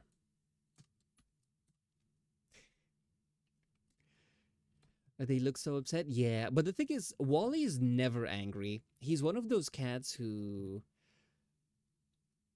the moment you hold him with even the slightest amount of force, he immediately goes limp. Like, I even tested this out. If you were to just walk up to him and place your hands on the sides like this, like you're picking him up, but not actually do anything, just like touch him, he'll immediately just plop to the ground. Like, he'll go limp. Ever see like some games they have like a ragdoll? Ever see those games they have like a ragdoll animation? Like you just push a button and you go ragdoll mode? Yeah, that's what Wally does. My cat's also VTuber enjoyers. One sec, I'll grab the photo. Yeah, I love that picture because I think a feather was talking about IRL pictures and people sending them to him. I'm like, oh wait, hold on, let me send you an IRL picture of me. And then I sent, I think it was either this one or a very similar one. I'm like, this is me. You want to know who is behind the VTuber model? Yeah, now you know. Face reveal stream. Oh, but the moody cat, that is Julian. She's a sweet, innocent princess who never does anything wrong until you try to do something that she doesn't like. And then it doesn't matter how much she loves you, she will throw hands. When I was traveling with the cats, I had to give them this anxiety medication. So it's basically just this calming pills, nothing too strong. And Wally, I basically just grabbed him by the scruff, opened his mouth, shoved the pill in, he swallowed it, no problem. It was done in 5 seconds. Julian, the moment you hold her mouth, oh, she starts growling, she starts snarling, she starts fighting you. I had to go to my neighbor and be like, hey, can you help me with my cat? Right? He basically had to pin her down while I shoved the pill in her mouth, and she's screaming bloody murder. You'd think we were waterboarding her. And even after I got the pill in her mouth, she just spat it out. So yeah, don't let the face fool you. If she needs to throw down, she can defeat me in a fight. Sent? Okay, hold on. Let me see this.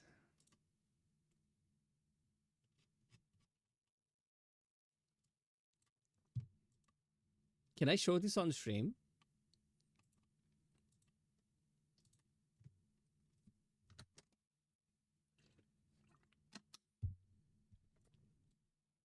Sure.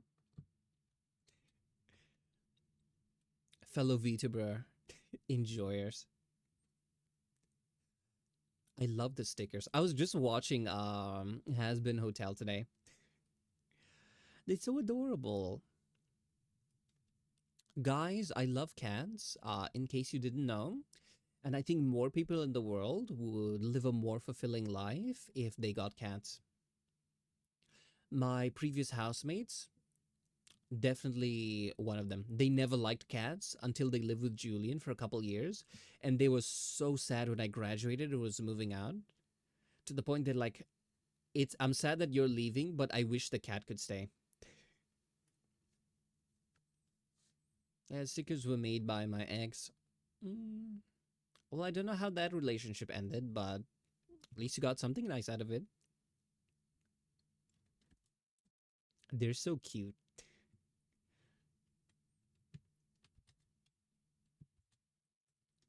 Remember when we were being productive and doing art?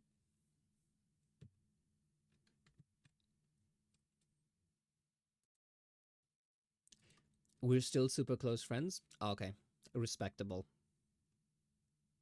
I have a few previous relationships that are like that, but I feel like a lot of people in today's day and age, they're like, oh, this is no longer dating. The end was very, and hold that thought. Okay, holding.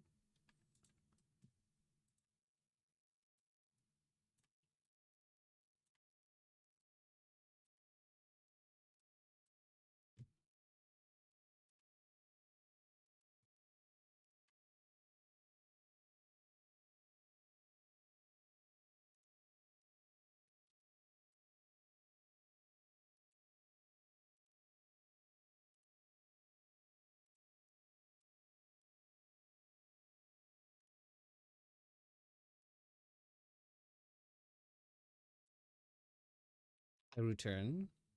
Perfect. We'll give it a few more seconds. I don't know how long the ads are. Yeah, there's like a minute left. I'm starving. I want food.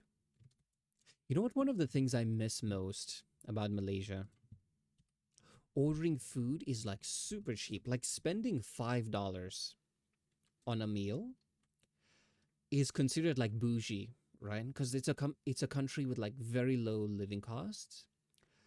So for very cheap, you could get like super nice meals and delivered right to your door.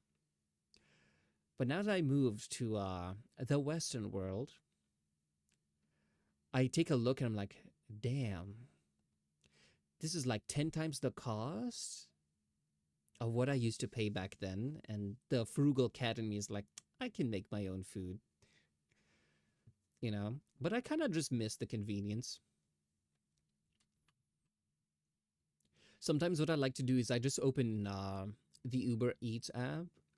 I scroll through like the food and I see how expensive it is and I take screenshots and I send it to my Malaysian friends and I do the currency conversion. I'm like, would you pay 100 ringgit for a kebab?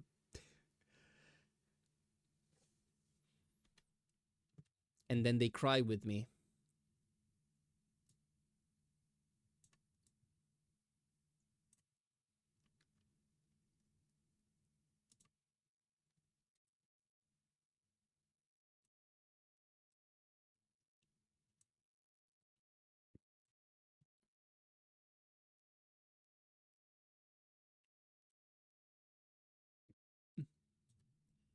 Kebabs are good though.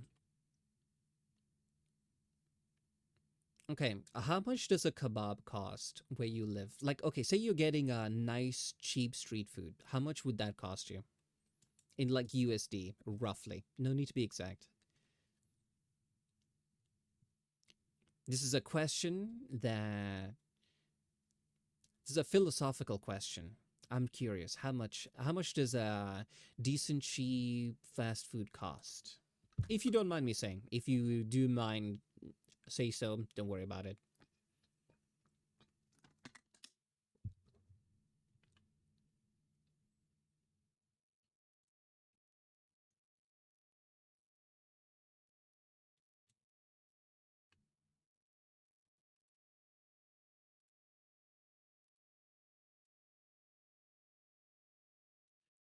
A single kebab is like 50 cents or a little lower. Hmm. Would you pay $5 for a kebab? A single kebab.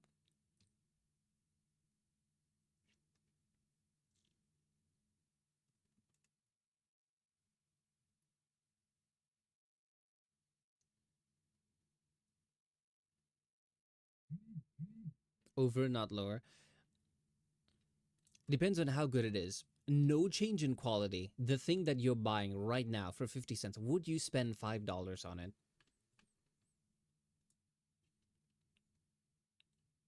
Because I would not.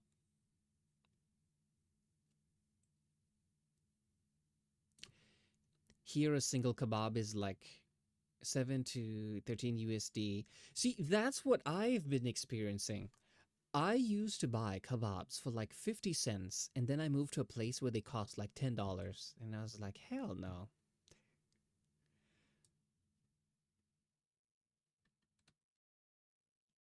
That is the one downside to moving to like an EU country or like Western country, essentially.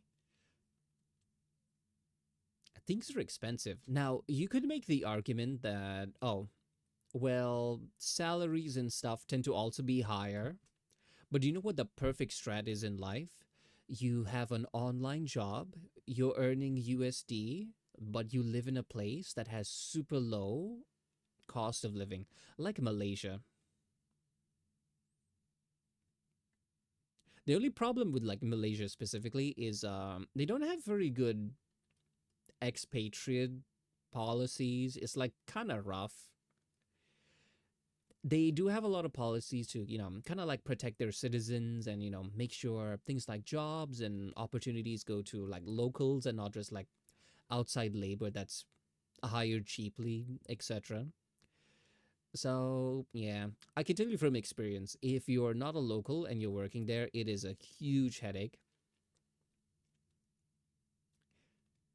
It's not the worst thing in the world, but you kind of do need like a large company backing you because they have to do all the work, like government documents and this and that your company has to do for you. You're not allowed to do like visa stuff. You're not a part of the process. You're just told, hey, here's your thing, you can now come. So yeah, when I was doing art commissions there, I was doing like a third of what I'm doing now, and I was living a far more lavish lifestyle. I'm grateful I make enough to live very comfortably here. So yeah, I'm not complaining anything. I'm just saying the their standard of living is very different. There is always my home country, I could go back. It's low cost of living as well. Uh, Still be earning the same amount, but I don't like my home country. It's not nice. So I endure the British. When I moved here, a lot of people were like, "Oh my god, why would you move to the UK? It's terrible. It has this. There's always worse. That's all I can say. I'm not going to tell you where I'm from, but yeah, only had kebab here, and that's like I've only had. If you want a good, sorry, I was misreading two different messages. I only had a kebab like twice because of its price. If you want a good kebab here, that's $15 to $20. Yeah, my condolences. Over here, frivolous foods are like macaroons at like $6 each. That's expensive. Macaroons are like air. I don't know what's I don't know what's good about them.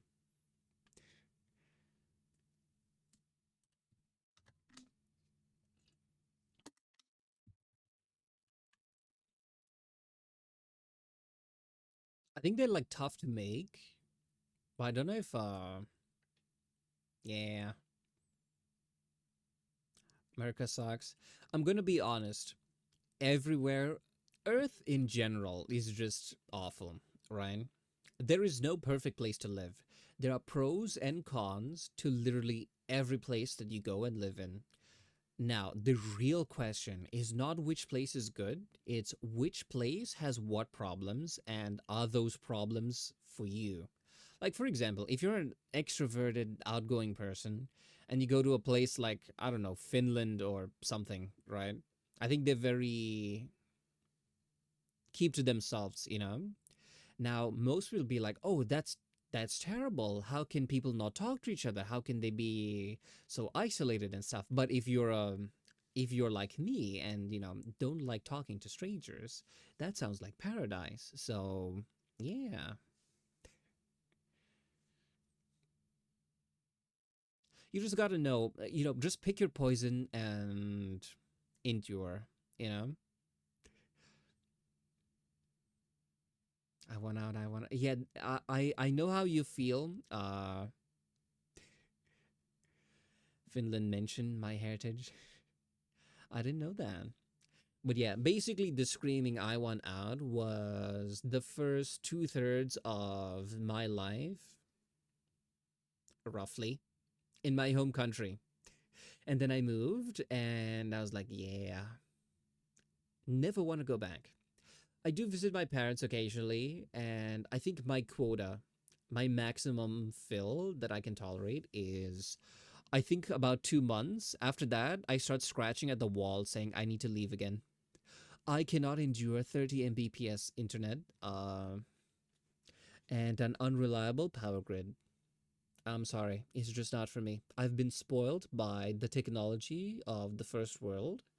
I cannot go back.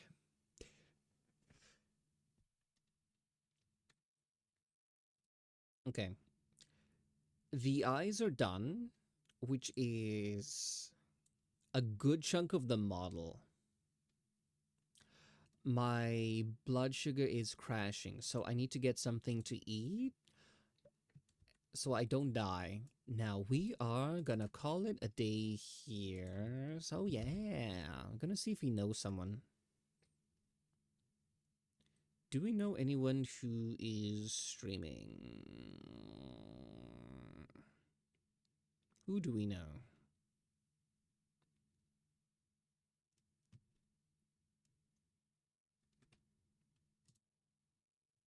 Okay, they rated us last time, so.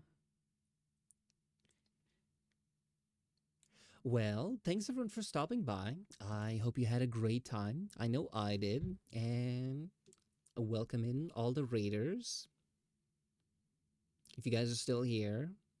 Sorry, my brain is slowly turning to soup. And yeah. I think after this, I want to go grab some food and probably take a nap. I have been rereading the original Miss One series, so maybe I'll read before bed as the food goes down, and then yeah. Stream was fun. Thanks for stream. Stay safe. Well, thanks everyone for stopping by, and hope to see you next time. Bye bye. Gonna have lunch and do lawns.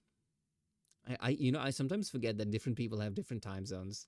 This is the end of my day. Some of you are starting yours, so yeah. Anyway, I'm just rambling. See you all next time. Bye bye.